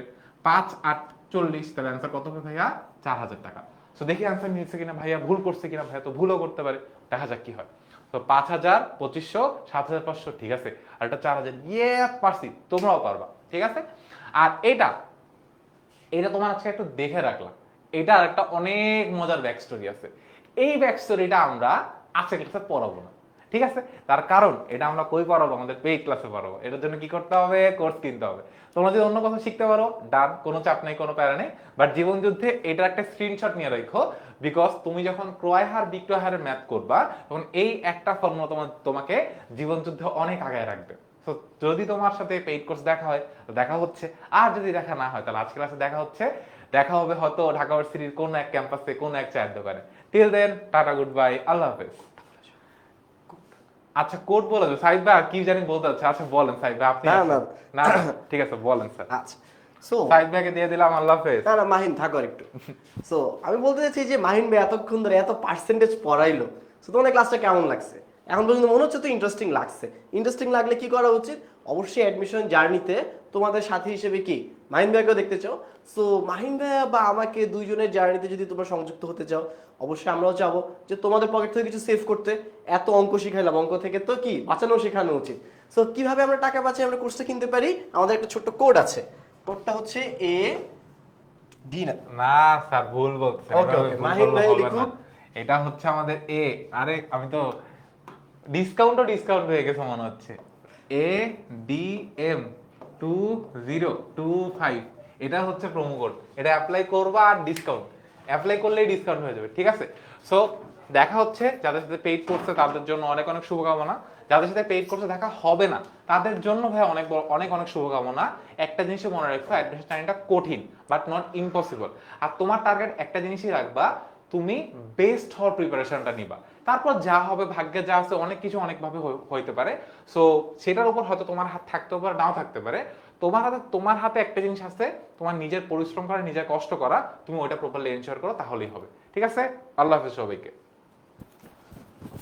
ওকে, সো এতক্ষণ পর্যন্ত কিন্তু আমরা বেসিক ক্যালকুলেশন শিখছি, যেইগুলা ক্যালকুলেশন আমাদের ওভারঅল পুরো অ্যাকাউন্টিংয়ে লাগবে। আজকে এখন থেকে আমরা পড়বো হিসাব বিজ্ঞান পরিচিতির যেই পার্টটা, যেখান থেকে আমাদের বেসিক হিসাব বিজ্ঞানের ক্যালকুলেশন আমরা শুরু করবো আজকে থেকে। এখান থেকে প্রতিটা অধ্যায় যত আগাতে থাকবো তত বেশি আমরা অ্যাডভান্স লেভেলে যেতে থাকবো। পিরামিডের মতো আছে না, যে আগে ফার্স্ট লেয়ারটা আমরা শক্ত করব, দেন উপরে উপরে উপরে আমরা এক একটা ফাউন্ডেশনের মতো, যেরকম বিল্ডিং একতলা দ্বিতলা তিনতলা করে আমরা প্রতিটা ধাপে আস্তে আস্তে অ্যাডভান্স লেভেল যাব। এবং ফাউন্ডেশন যত স্ট্রং হয় তত কিন্তু উপরে প্রেশার দিলেও টিকে থাকে, মানে ভেঙে পড়বা না বা হারিয়ে যাবা না অ্যাডমিশন জার্নি মাঝখান থেকে, যে না এত এত পড়াশোনা কিছুই তো মাথায় থাকতেছে না, এরকম যাতে কোনোভাবে ফিল না হয়। সো চলো দেরি না করে আমরা শিখি অ্যাকাউন্টিং এর কিছু বেসিক জিনিস, যেটা আমাদের হিসাব বিজ্ঞান পরিচিতি বা হিসাব বিজ্ঞান প্রথম পত্রে আমরা অনেকবার শুনছি। এখন আরেকটু ক্ল্যারিফাই করি, যেহেতু এইচএসসি দিসি অনেক মাস হয়ে গেছে, অবশ্যই হতে পারে আমরা কিছু পড়াশোনা ভুলে গেছি অলরেডি। সো প্রত্যেকটা জার্নি যাতে আমরা আবার একটু মনে করতে পারি। সো হিসাব বিজ্ঞানকে আসলে কি বলা হয়? সো হিসাব বিজ্ঞান অনেক ধরনের নাম অনেকে বলে। অনেকে বলে হিসাব বিজ্ঞান হচ্ছে ব্যবসায়ের ভাষা, অনেকে বলে হিসাব বিজ্ঞান তথ্য ভান্ডার, অনেকে বলে তথ্য ব্যবস্থাপনা। সো হিসাব বিজ্ঞানকে আসলে আমরা কিভাবে ব্যাখ্যা করতে পারি? হিসাব বিজ্ঞানকে যদি আমরা সি ইউনিটের ফ্যাকাল্টি অফ বিজনেস স্টাডিজের একটা সাবজেক্ট হিসেবে চিন্তা করি, এই অ্যাকাউন্টিংকে আমরা সাধারণত বলি এআইএস। এখন এআইএস মানে কি? Accounting and information system. So accounting এর সাথে ডিজিটাল যুগে একটা নতুন ট্যাগ চলে এসেছে, তার নাম হচ্ছে ইনফরমেশন সিস্টেম। আইসিটি যেরকম পড়েছি, আইসিটিতে সার্ভার পড়ছি, স্প্রেডশিট পড়ছি, তথ্য পড়ছি, অনেক কিছু পড়ছি। সেখান থেকে যদি আমি হিসাব বিজ্ঞানের দিকে চিন্তা করি, হিসাব বিজ্ঞানকে আমি আসলে কিভাবে ব্যাখ্যা করব? হিসাব বিজ্ঞানকে কি বলা হচ্ছে? একটা তথ্য ব্যবস্থাপনা। এখন কোন তথ্যটা আসলে হিসাব বিজ্ঞান কাজে লাগায়? আমাদের প্রতিদিন অনেক ধরনের তথ্য আমরা আসলে পাই। যদি আমরা একটা ফানেল আঁকি, এই যে একটা ফানেল আছে, এই ফানেলে আমাদের সকল ধরনের তথ্য ধরো ইনপুট হয়। সকল তথ্য ইনপুট হলেও একটা মাত্র তথ্য নিয়ে আসলে হিসাব বিজ্ঞান সবসময় কাজ করে। সেই তথ্যটাকে কি বলা হয়? সেই তথ্যটাকে আমাদের ব্যবসায় ভাষায় বলা হয় লেনদেন। এখন আর যতগুলো ইনফরমেশন আমরা দিচ্ছি, সবগুলো ইনফরমেশন হচ্ছে এক একটা ঘটনা। এই ঘটনাগুলা থেকে শুধুমাত্র একটা জিনিস নিয়েই কাজ করা হবে, সেটা কি? লেনদেন। এখন লেনদেন আর ঘটনার মধ্যে পার্থক্যটা কি? আমরা একটু ইতিহাস মনে করি, আমরা ছোটবেলায় যেগুলো শিখছি, একটা ঘটনাকে আমরা লেনদেন হিসেবে কখন ব্যাখ্যা করতে পারি? একটা ঘটনা তখনই লেনদেন হিসেবে ব্যাখ্যা করা যায় যখন ঘটনাটার দ্বারা কি হয়? আর্থিক অবস্থার পরিবর্তন হয়। তার মানে কি? আমার পকেটে আজকে 500 টাকা ছিল, এই 500 টাকা থেকে যদি আমার পকেটে 300 টাকা হয় অথবা 700 টাকা হয়, মানে হ্রাস পায় বা বৃদ্ধি পায়, এরকম কোনো ঘটনা যদি ঘটে যার কারণে আমার পকেটের আর্থিক অবস্থার পরিবর্তন হয়েছে, তাহলে আমরা সেটাকে কি বলি? লেনদেন। তাহলে ব্যবসার ভাষায়ও যত ধরনের ঘটনা ঘটুক না কেন, সেটার কারণে যদি কোনো টাকার অঙ্কের পরিবর্তন না হয়, সেক্ষেত্রে সেটাকে আমরা অ্যাকাউন্টিং এর কাজে লাগাবো না। তাহলে আরেকটা উদাহরণ দিই ভাইয়া, যেটা ঘটনা হিসেবে হতে পারে, তোমরাই বলবে এটা ঘটনা না লেনদেন। সো ধরো আজকে তুমি বাসা থেকে বের হয়ে নিজের পকেটের টাকা দিয়ে 100 টাকার সিঙ্গারা খাইছো। ঠিক আছে, 100 টাকা সিঙ্গারা খাইছো কোথা থেকে? নিজের পকেটের টাকা দিয়ে। সেক্ষেত্রে এটা কি কখনো ঘটনা হবে না লেনদেন হবে? অ্যাকাউন্টিং কি করে? অ্যাকাউন্টিং কিন্তু ব্যবসায় যে প্রতিষ্ঠানটা, এই প্রতিষ্ঠানটা থেকে মালিককে সবসময় নিজে আলাদা রাখে। মালিক ও ব্যবসায় সবসময় আলাদা থাকবে।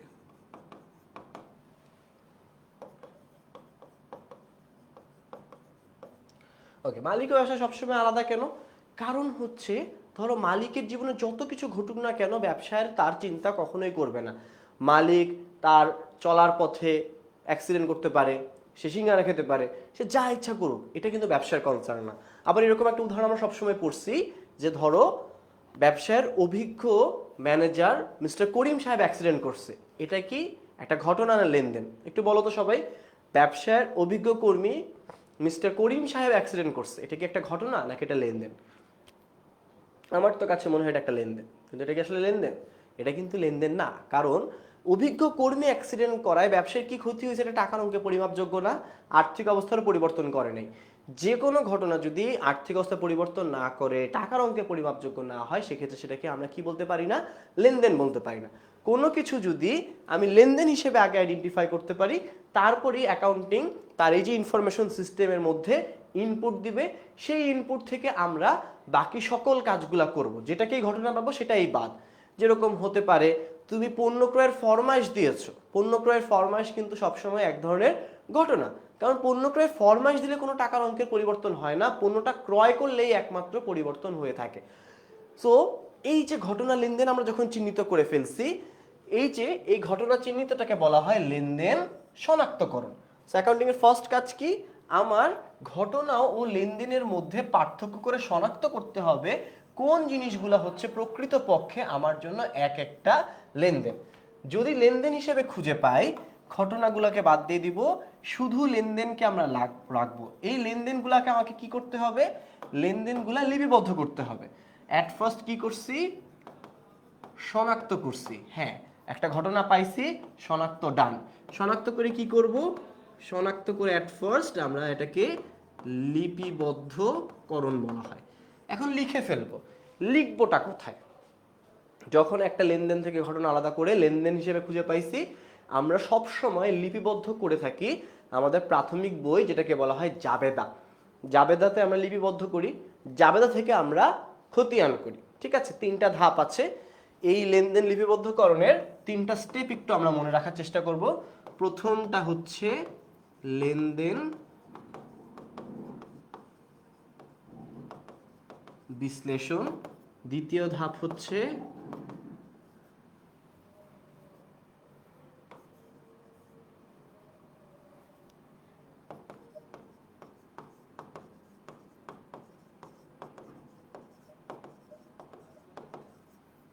আর তৃতীয় ধাপ হচ্ছে খতিয়ান।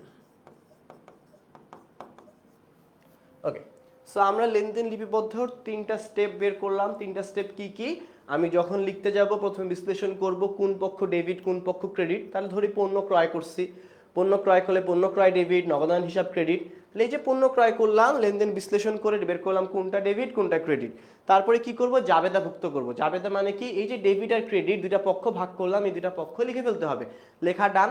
লেখার পরে ক্রয় নিয়ে আমরা একটা খতিয়ান করি, আর নগদান হিসাব নিয়ে আরেকটা খতিয়ান করি। খতিয়ানকে আমরা কি বলি, হিসাবের পাকা বই বা হিসাবের রাজা বা সকল বইয়ের রাজা, যা কিছুই বলি, এটাই কিন্তু একটা পার্মানেন্ট স্টেট, যেখানে একটা ঘটনা থেকে লেনদেন শনাক্তর পরে যে এন্ট্রিটা আমরা পেয়েছি এটা সব সময় থাকবে, যেটা ব্যবহার করে আমরা পরবর্তীতে যে কোনো কাজ করব। যে কোনো কাজ বলতে কি করব, খতিয়ান থেকে আলটিমেটলি আমরা খুব সাজায় গোছায় একটা বিবরণী প্রস্তুত করি, সেটাকে বলা হয় রেওয়ামিল। রেওয়ামিলটা আমার জন্য কি, রেওয়ামিলটা হচ্ছে আমার জন্য সকল এন্ট্রির একটা সারিবদ্ধ রূপ, বা আমি বলতে পারি সংক্ষিপ্ত একটা রূপ, যেখানে আমি সকল এন্ট্রি দেখতে পারি। এই রেওয়ামিল দিয়েও তো আমার আসলে কাজ হয় না, আমার আলটিমেট ডেস্টিনেশন একটাই, যেটাকে আমরা সব থেকে বেশি ভয় পাই। সেটা কি, সেটা হচ্ছে আমাদের আর্থিক অবস্থার বিবরণী।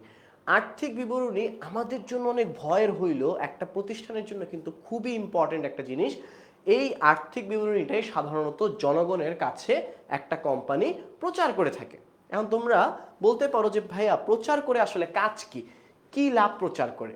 একটা কোম্পানি যখন তার আর্থিক বিবরণী প্রচার করতেছে, সে মূলত ধরো তিনটা বিবরণী দেখাবে। তার আয় ব্যয় বিবরণী বা বিষয় বিবরণী কেন দেখাবে, কারণ এটা প্রকাশ করে এই যে কোম্পানি ধরো স্কয়ার ফার্মাসিউটিক্যালস, সে কি লাভবান নাকি একটা ক্ষতির মুখে দ্বার প্রান্তে দাঁড়িয়ে আছে একটা প্রতিষ্ঠান। অথবা দ্বিতীয় যে বিবরণীটা প্রস্তুত করে আর্থিক অবস্থার বিবরণী। আর্থিক অবস্থার বিবরণী কি প্রকাশ করবে, যে একটা প্রতিষ্ঠান সম্পদ কতটুক, দায় কতটুক, অথবা মালিকানা সত্ত্ব কতটুক আছে। এরপরে যে বিষয়টা দাঁড়ায় সেটা হচ্ছে মালিকানা সত্ত্ব বিবরণী। মালিকানা সত্ত্ব বিবরণী প্রকাশ করে যে ওই কোম্পানিটার মালিকগণের কতটুক টাকা পয়সা আছে।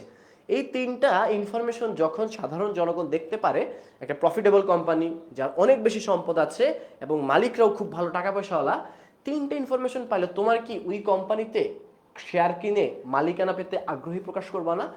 ঠিক একইভাবে একটা ইনভেস্টর কি করে, ওই কোম্পানির যখন ফাইন্যান্সিয়াল রিপোর্টটা অ্যানালাইসিস করে, লাভ ক্ষতির উপর, অ্যাসেটের উপরে নির্ভর করে ইনভেস্ট করে। তোমরা পাবলিক লিমিটেড কোম্পানি পড়েছো, বাজারে কি করে, শেয়ার বিক্রি করে। এই শেয়ারটা কে ক্রয় করবে? আমার তোমার মতো সাধারণ জনগণ হতে পারে, অথবা একটা ইনভেস্টর হতে পারে। এই ইনভেস্টররা এই ফাইন্যান্সিয়াল রিপোর্টটা দেখেই আসলে একটা কোম্পানির শেয়ার ক্রয় করে। তাহলে সব থেকে ইম্পর্টেন্ট কি একটা কোম্পানির জন্য, যে সে প্রফিটেবল কিনা দেখানো, তার সম্পদ আছে কতটুকু দেখানো। কিভাবে সে দেখাবে? সে দেখাবে হচ্ছে তথ্য সরবরাহ করে। এই তথ্য সরবরাহ বলতে সবসময় কি বোঝানো হবে? তথ্য সরবরাহ মানেই হচ্ছে তোমার আর্থিক বিবরণী সমূহ প্রচার করা। তাহলে অ্যাকাউন্টিং এর যদি প্রধান উদ্দেশ্য কোনো সময় প্রশ্নে আসে, অ্যাকাউন্টিং এর প্রধান উদ্দেশ্য একটাই, সেটা হচ্ছে তথ্য সরবরাহ করা। অ্যাকাউন্টিং এর প্রধান উদ্দেশ্য কি? প্রধান উদ্দেশ্য সব সময় হচ্ছে তথ্য সরবরাহকরণ। আর ইন বিটুইন কাজটা কি? শনাক্ত করে লিপিবদ্ধকরণ। আমি তিনটে একটু হাইলাইট করে দিচ্ছি।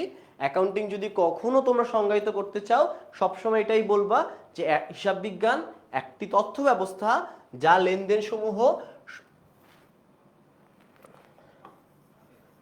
লেনদেন সমূহ শনাক্তকরণ করে, লিপিবদ্ধকরণ করে এবং সংশ্লিষ্ট ব্যবহারকারীদের নিকট তথ্য সরবরাহ করে থাকে। সেই তিনটা কাজ হচ্ছে আলটিমেট কাজ একটা হিসাব বিজ্ঞানের। ওকে, এই তিনটা থেকে যে কতগুলা প্রশ্ন আসে তোমাদের কোনো ধারণাও নাই। এখন হিসাব বিজ্ঞানকে আমরা আরেকবার সংজ্ঞায়িত করি, সবাই যার যার বাসায় আছে একটু নিজেদের মধ্যে রিপিট করি। হিসাব বিজ্ঞানকে যখনই সংজ্ঞায়িত করতে চাবো আমরা কি চিন্তা করব? হিসাব বিজ্ঞান একটা তথ্য ব্যবস্থা যা লেনদেন সমূহকে শনাক্তকরণ করে, লেনদেন সমূহ লিপিবদ্ধকরণ করে এবং যথাযথ ব্যবহারকারীদের নিকট তথ্য সরবরাহ করে। অলওয়েজ যদি হিসাব বিজ্ঞানের কোনো সংজ্ঞা আসে, এই সংজ্ঞাটা আমরা লেখার ট্রাই করব। থিওরিটিক্যাল পার্টে খুবই রেয়ার চান্স, বাট আসতে পারে। আর হিসাব বিজ্ঞানের মধ্যে একটা পার্ট আছে হিসাব রক্ষণ। স্লাইডের একটু পরে এই পার্টটা আবার আসবে।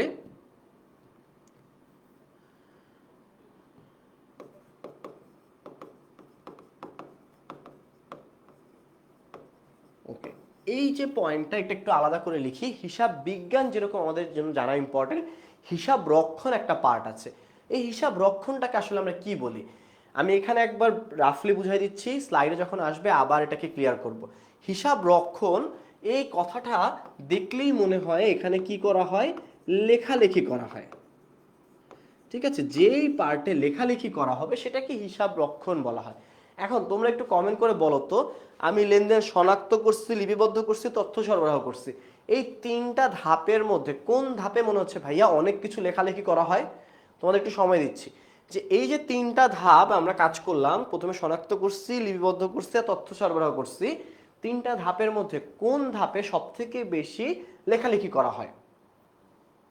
বুক কিপার মানে হচ্ছে যে লেখালেখি করে, অ্যাকাউন্টেন্ট কাছাকাছি আছে, বা এটা হচ্ছে যে করে তার পার্সপেক্টিভে চলে গেছো। বাট আমার কথা হচ্ছে যে তিনটা ধাপের মধ্যে কোন ধাপে মনে হচ্ছে যে আমার এখানে লেখালেখি বেশি করা হতে পারে?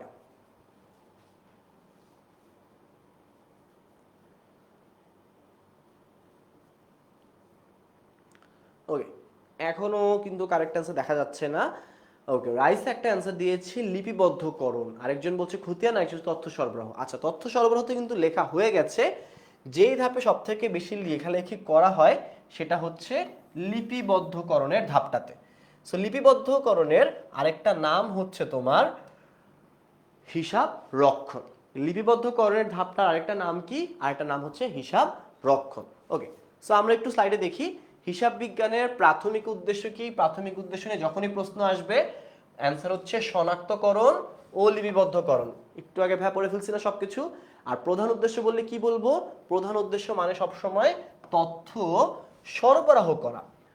সবসময় কথা হবে তথ্য সরবরাহ করা। ওকে, এবার আসি হিসাব বিজ্ঞানের প্রধান উদ্দেশ্য কি। ওকে, প্রধান উদ্দেশ্য মাত্র পড়ছি যে প্রধান উদ্দেশ্য বললে আমরা কোনটাকে চিন্তা করব? লিপিবদ্ধকরণ না শ্রেণীবিন্যাসকরণ না হিসাব রক্ষণ না তথ্য সরবরাহকরণ? অলরেডি কিন্তু অ্যান্সার পড়াই ফেলছি।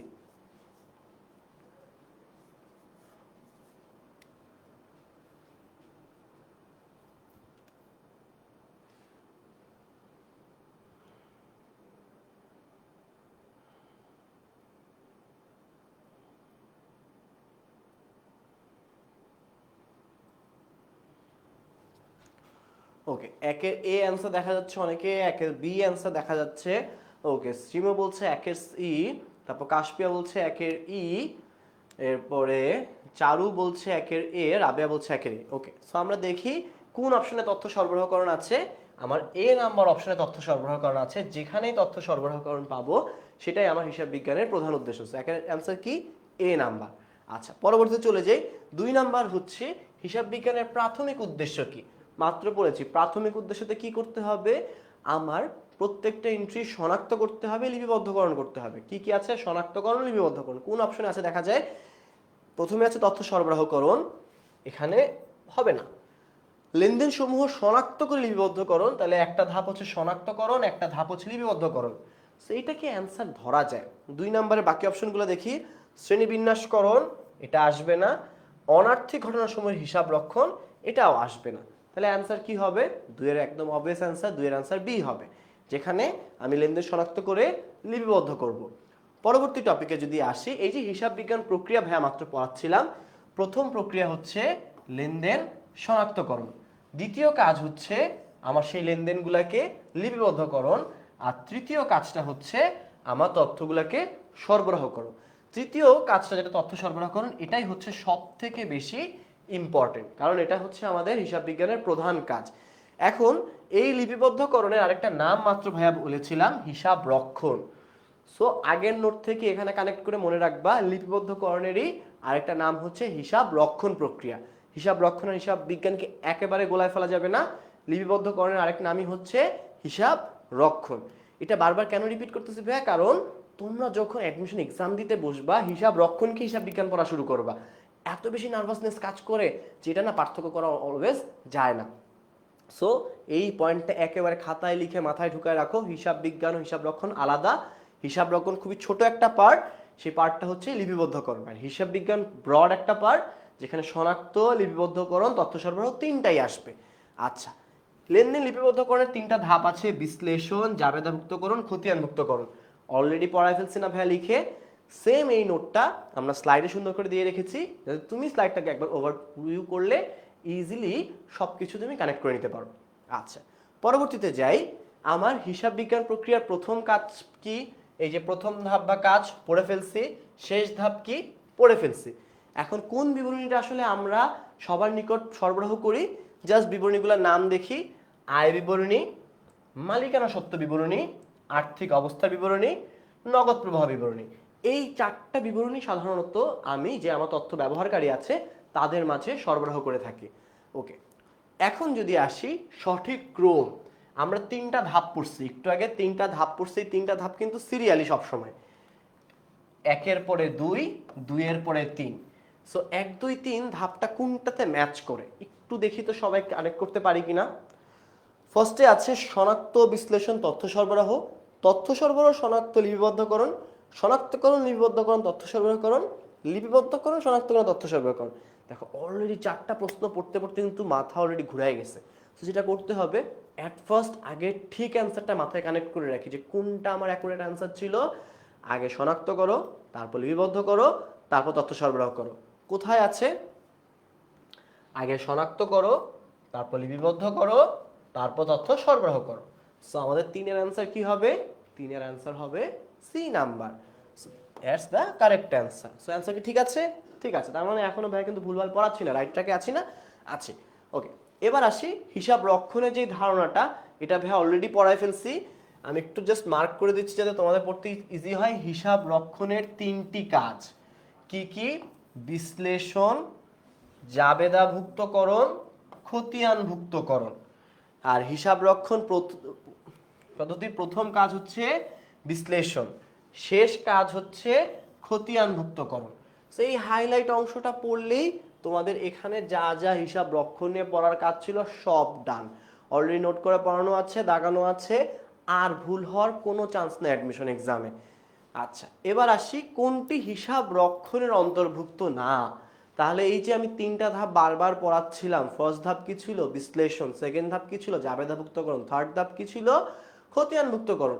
এই 3টার মধ্যে এখন এই কোনটা আমার জন্য যেই ধাপে মানে আমি পাই নাই খুঁজে, সেটা আমাকে দাগাতে হবে। অলওয়েজ যেটা স্টুডেন্টরা ভুল করে, অন্তর্ভুক্ত পর্যন্ত পড়ার পরে তারা আর চোখে কিছু দেখে না, তারা অ্যান্সার দাগায় ফেলে। কেন দাগায় ফেলে? কোন কাজটি হিসাব রক্ষণ অন্তর্ভুক্ত? জাবেদাভুক্তকরণ পাইছি, অ্যান্সার দাগায় ফেলছি, ফুল কনফিডেন্ট, আমি মার্কস তো পাইছি কমন, কিন্তু যেটা সব থেকে বেশি মিস্টেক হয় সেটা হচ্ছে এটার পরে যে যে নয় ওয়ার্ডটা আছে, না ওয়ার্ডটা আছে, এটা না আমরা অনেক সময় দেখতে পাই না। না দেখার কারণে আমার শিওর শট একটা অ্যান্সার কিন্তু মিস হয়ে যায়। 1 মার্কসের মূল্য আমরা প্রথমেই বলেছি, এখানে 1 থেকে 2 মার্কসের মূল্য প্রায় 100 থেকে 200 সিট। সেখানে খুব কেয়ারফুলি 20 সেকেন্ড অতিরিক্ত যাক, কিন্তু আমরা আগে কেয়ারফুলি পড়বো, দেন অ্যান্সার করব। ঠিক আছে ভাইয়ারা, সবাই ভাইয়ারা এবং আপুরা? ওকে, সো অ্যান্সার কি দিচ্ছি সবাই একটু দেখি, এর আগে এটা একটা মুছে নিই। ওকে, সো অ্যান্সার কি? 4 ডি। আমরা লেনদেন শনাক্তকরণ পড়ি নাই নাকি শ্রেণীবদ্ধকরণ পড়ি নাই? ওকে, শনাক্তকরণ আলাদা একটা ধাপ ছিল। সো অ্যান্সার হচ্ছে ডি, কারেক্ট অ্যান্সার। সো যারা অ্যান্সার ডি দিয়েছে একটু দেখি, হুমায়রা, নাজমুল, বর্ষ, সবার অ্যান্সার ডি ছিল, সবার অ্যান্সার কারেক্ট হয়েছে। ওকে, পরবর্তী ধাপে যাই। আধুনিক হিসাব বিজ্ঞানের মূল ভিত্তি কি? আধুনিক হিসাব বিজ্ঞান কে তৈরি করছে আমরা যদি একটু মনে করি, একজন জনকের নাম আমরা পড়ছিলাম, লুকা প্যাসিওলি। এই ব্যক্তির নাম আমরা অনেকদিন আগে পড়েছি। এই ব্যক্তিটা একটা নতুন পদ্ধতি আবিষ্কার করেছিল, যেটাকে বলা হতো ডাবল এন্ট্রি সিস্টেম বা দুতরফা দাখিলা পদ্ধতি। তার এই পদ্ধতির উপর ভিত্তি করেই কিন্তু আধুনিক যে আমাদের modern accounting information system everything টিকে আছে তার সৃষ্টি করা নিয়মটার উপরে। সেই সৃষ্টি করা নিয়মটা কি? দুতরফা দাখিলা পদ্ধতি। ওকে, দুতরফা দাখিলা পদ্ধতি কোথায় আছে? বি নাম্বার অপশনে আছে, অ্যান্সার বি, অ্যান্সার ডান। আচ্ছা ঠিক আছে, ঠিক আছে। এরপরে চলে আসি লুকা প্যাসিওলি নিয়ে কিছু এমসিকিউ আমাদের চলে আসে মাঝে মাঝে। সেগুলো কোথা থেকে আসতে পারে? যে কোন দেশের কোন শহরে কত সালে আমাদের এই বইটা লিখেছিল, যেটা হচ্ছে তার নামটা লুকা ডি প্যাসিওলি বা লুকা প্যাসিওলি নামে আমরা চিনি। বইটার যে এত সুন্দর একটা বড় নাম আছে, সুম্মা ডি অ্যারিথমেটিকা জিওমেট্রিয়া প্রপোর্শনালিটা, এই নাম মুখস্থ করে মাথা খারাপ করার কোনো দরকার নেই। এটা কোথাও আসবে না কোনো প্রশ্নে, যেটা আসবে আমরা সেটাই খালি মুখস্থ করবো। সো এই নাম এত কষ্ট করে মুখস্থ করার দরকার নাই। সে কোন পদ্ধতি আবিষ্কার করছে, দ্যাটস দ্য ইম্পর্টেন্ট ফ্যাক্ট এখানে। দুতরফা দাখিলা পদ্ধতি, যেটাকে আধুনিক হিসাব বিজ্ঞানের মূল ভিত্তি বলা হয় এবং তাকে বলা হয় হিসাব বিজ্ঞানের জনক। এই কোন অধ্যায়ে কতটা বই ছিল এগুলো খুব বেশি প্রশ্ন আসে না। গুচ্ছ বা আদার কোনো ইউনিভার্সিটিতে একটু টাফ কোশ্চেন যদি করতে চাই সেক্ষেত্রে মাঝে মাঝে ধরনের প্রশ্ন আসতে পারে, বাট খুবই রেয়ারলি। ওকে, পরবর্তীতে চলে যাই। যে পদ্ধতিতে কোনো ব্যক্তি বা প্রতিষ্ঠানের লেনদেন সমূহকে ডেবিট ক্রেডিট বিশ্লেষণপূর্বক বিজ্ঞানসম্মত পদ্ধতিতে লেখা হয় সেটাকে দুতরফা দাখিলা বলে। সো জাস্ট সংজ্ঞা পড়ে রাখবা। মেইনলি আসবে তোমার মূল ভিত্তি হিসেবে কোন পদ্ধতি বলা হয়? দুতরফা দাখিলা পদ্ধতি। ডান। এই দুতরফা দাখিলা পদ্ধতিকে আসলে কি করা হয়? ডেবিট এবং ক্রেডিটে ভাগ করা হয়। ডেবিট মানে কি? ডেবিট মানে হচ্ছে যে সুবিধা গ্রহণ করছে, আর ক্রেডিট মানে কি? ক্রেডিট মানে হচ্ছে যে সুবিধা প্রদান করছে। এই যে দুইটা পক্ষ, একজন গ্রহণকারী একটা প্রদানকারী, এটাই মূল বেস হিসেবে অ্যাকাউন্টিং এ দাঁড়িয়ে আছে। এবার আসি দুতরফা দাখিলা পদ্ধতি বলতে কি বোঝায়। আমরা মাত্রই বললাম প্রত্যেকটি লেনদেনকে দুটি পক্ষে ভাগ করে লিপিবদ্ধ করো। অ্যান্সার কি? অ্যান্সার হচ্ছে ডি। যত কিছু ঘটবে প্রত্যেকটা ঘটনাকে আমরা দুটা পক্ষে ভাগ করে যখন সুন্দর মতো লিপিবদ্ধকরণ করব সেই পদ্ধতিটাকে বলা হবে দুতরফা দাখিলা পদ্ধতি। ওকে, এবার আগিয়ে যাই। হিসাব বিজ্ঞান তথ্যের ব্যবহারকারী। আমরা একটু আগে পড়লাম যে আমরা তথ্য সরবরাহ করব। কোন তথ্যটা সরবরাহ করব? এই যে আর্থিক বিবরণীগুলা আমরা মানুষের মাঝে বিলাবো। আর্থিক বিবরণীটা যে মানুষের মাঝে বিলাবো বা দিব, সেটা কাদের কাছে দিব? কোন ব্যবহারকারীদের কাছে দিব? এই ব্যবহারকারীর কয়টা সেগমেন্ট আছে এটা তো আমাদের জানতে হবে। জানার একটা ওয়ে যদি আমি বলি, আমার এখানে একটা লিস্ট আছে। এক পেজে লেখা আছে অভ্যন্তরীণ ব্যবহারকারী, আরেক পেজে লেখা আছে বহিস্থ ব্যবহারকারী। এখানে ধরো আছে 10টা এন্ট্রি অভ্যন্তরীণে, আর তোমার বাহ্যিকে আছে ধরো 15টা। 25টা এন্ট্রি যদি তোমাকে মুখস্থ করতে বলি সর্বোচ্চ কয় মিনিট লাগতে পারে মুখস্থ করতে বলো তো সবাই? 25টা এন্ট্রি মুখস্থ করা যাবে না? 25টা নাম আমি বসে যদি ঠাড়া মুখস্থ করে ফেলি কতক্ষণ লাগতে পারে আমার মুখস্থ করতে?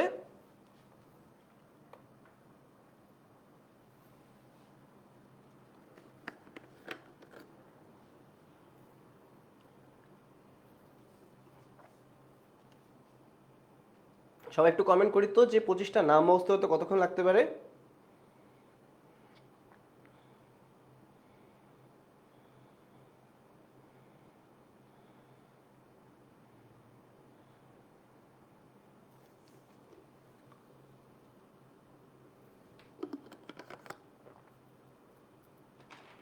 ওকে, বর্ষার 1 ঘন্টা, সামিয়ার 20 মিনিট। ওকে, একজন বলতেছে 10 মিনিট সর্বোচ্চ। ওকে, কাশপিয়ার 1 ঘন্টা লাগবে। বাহ, তোমাদের তো সেই ব্রেন। সো 1 ঘন্টা পরে যদি 1 মার্কস কমন পাওয়া যায় তাহলে কি আমরা রিস্কটা নিব না? ডেফিনেটলি নেওয়ার চেষ্টা করব। কিন্তু আমি অনেক খুশি হইতাম যদি বলতে পারতাম এই 25টা এন্ট্রি পড়লেই তোমরা ব্যবহারকারী থেকে যা প্রশ্ন হবে সব কিছু কমন পাবা। এই যদি বলা যেত আমি কিন্তু অনেক খুশি হইতাম। কিন্তু স্যাড থিং হচ্ছে, ধরো এই 25টা এন্ট্রির কোনো লিমিটেশন নাই। তুমি যতগুলা নাম পড়বা এখানে আরও 100টা নাম অ্যাড করলেও কম পড়বে, এই লিস্টের শেষ হবে না। লিস্টটা এতই বড়, কারণ ব্যবহারকারী তো অনেক, প্রত্যেকটা মানুষই ইনফরমেশনে ব্যবহার করতে পারে। প্রত্যেকটা মানুষকে আমরা অনেকগুলা কমন সেগমেন্টে, কমন গ্রুপে ফেলে দিতে পারি এবং ওদের একটা একটা নতুন নাম দিতে পারি। যত ইচ্ছা নাম অ্যাড করা পসিবল। এতগুলা নামের মধ্যে আমরা আসলে কিভাবে মাথায় রাখতে পারবো যে নামগুলা পড়ে, নামগুলা জানলে আমার শিওর শট আমার যে 1 মার্কস আসবে সেটা আমি এনশিওর করব। চলো আগে একটু নামগুলা দেখি এবং কোনটা কনফিউজিং লাগে সেটা একটু খেয়াল করি। ফার্স্ট থিং হচ্ছে, বাহ্যিক ব্যবহারকারীর মধ্যে দেখা যাচ্ছে পাওনাদার, দেনাদার, শেয়ার হোল্ডার আছে, বিনিয়োগকারী আছে। আচ্ছা, প্রথমে আসি এই ব্যবহারকারী বা এই তথ্যটা আসলে কি। এই তথ্যটা বলতেই আমরা বুঝাই আর্থিক বিবরণী।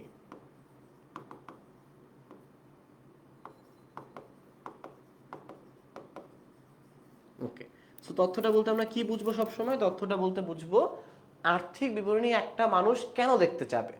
একটা পাওনাদার দেখতে চায় যে সে এই কোম্পানিতে যে ধারে পণ্য বিক্রি করতেছে, বিক্রি করার পরে আদৌ কি সে টাকাটা পাবে কিনা। তাহলে আমি একটা প্রতিষ্ঠান হিসেবে যখন কারো কাছ থেকে পণ্য ক্রয় করতে যাচ্ছি, পাওনাদার জানতে চাবে, ভাই আপনি যতগুলো পণ্য কিনতেছেন, 10 লাখ টাকার প্রোডাক্ট কিনতেছেন, আপনি কি 10 লাখ টাকা দিতে পারবেন আদৌ? তখন আমি আমার ফাইন্যান্সিয়াল অ্যাকাউন্টিং, আর্থিকতা বিবরণী দেখাই, বলবো ভাই আমার তো 1 কোটি টাকা সম্পদ আছে, আপনার 10 লাখ টাকা দিতে কি আমার সময় লাগবে নাকি কোনো? ও কিন্তু আমার ফাইন্যান্সিয়াল অ্যাকাউন্টিং দেখে, আমার অ্যাসেট দেখে আমাকে এই টাকাটা কিন্তু দিয়ে দিবে। অথবা দেনাদার, দেনাদারও আমি ধারে পণ্য বিক্রি করছি, তার থেকে আমি টাকা পাবো। দেনাদারকেও যখন আমি পণ্যটা বিক্রি করতে গেছি তখন ও কিন্তু জানতে চাবে, বা আমি ওর থেকে জানতে চাবো, ভাই আপনি যে আমার থেকে পণ্যটা কিনে নিয়ে যাচ্ছেন, আপনি কি টাকাটা তো দিতে পারবেন? আপনার কতগুলো সম্পদ আছে, সম্পদটা কোথায় আমাকে দেখান। তখন তাকে, তার থেকেও আমি কি নিতে পারবো, ফাইন্যান্সিয়াল অ্যাকাউন্টিংগুলো নিয়ে, আর্থিক বিবরণীগুলো নিয়ে ক্রস চেক করে এরপরেই কিন্তু পণ্যটা বিক্রি করবো।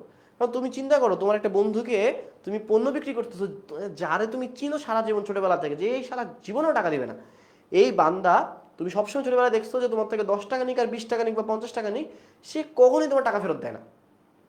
এই যে এরকম ব্যক্তিকে কি তুমি তোমার 1000 টাকা নতুন বিজনেসের প্রোডাক্ট বিক্রি করবা ধারে? তাও কখনোই বিক্রি করবা না, কারণ তুমি কিন্তু অতীত ইতিহাসে জানো সে তোমার টাকা ফেরত দেয়ই না, মাগনা খেয়ে ফেলবে। সো এর জন্য কিন্তু আমার পাওনাদার দেনাদার এই ইনফরমেশনগুলোকে কিন্তু ইউজ করে থাকি। আচ্ছা, এবার আসি শেয়ার হোল্ডারগণ। একটা শেয়ার হোল্ডার কি করে? শেয়ার ক্রয় করে, কোম্পানির শেয়ার ক্রয় করে।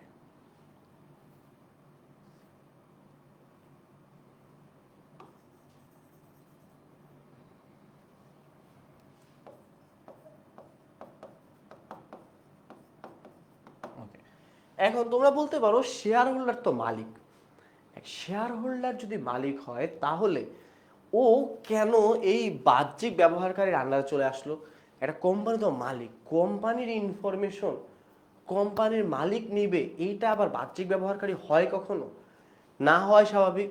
সেটা একটা বিগ কোশ্চেন মার্ক হিসেবে আমরা রাখতে পারি যে মালিক তাও কেন সে বাহ্যিক ব্যবহারকারী হিসেবে থাকতেছে। ওকে, এখানে ব্যাখ্যাটা আমি একটু পরে দিই, বাকিগুলো একটু কভার করি। বিনিয়োগকারী, ইনভেস্টর। একজন ইনভেস্টর কেন জানতে চায়?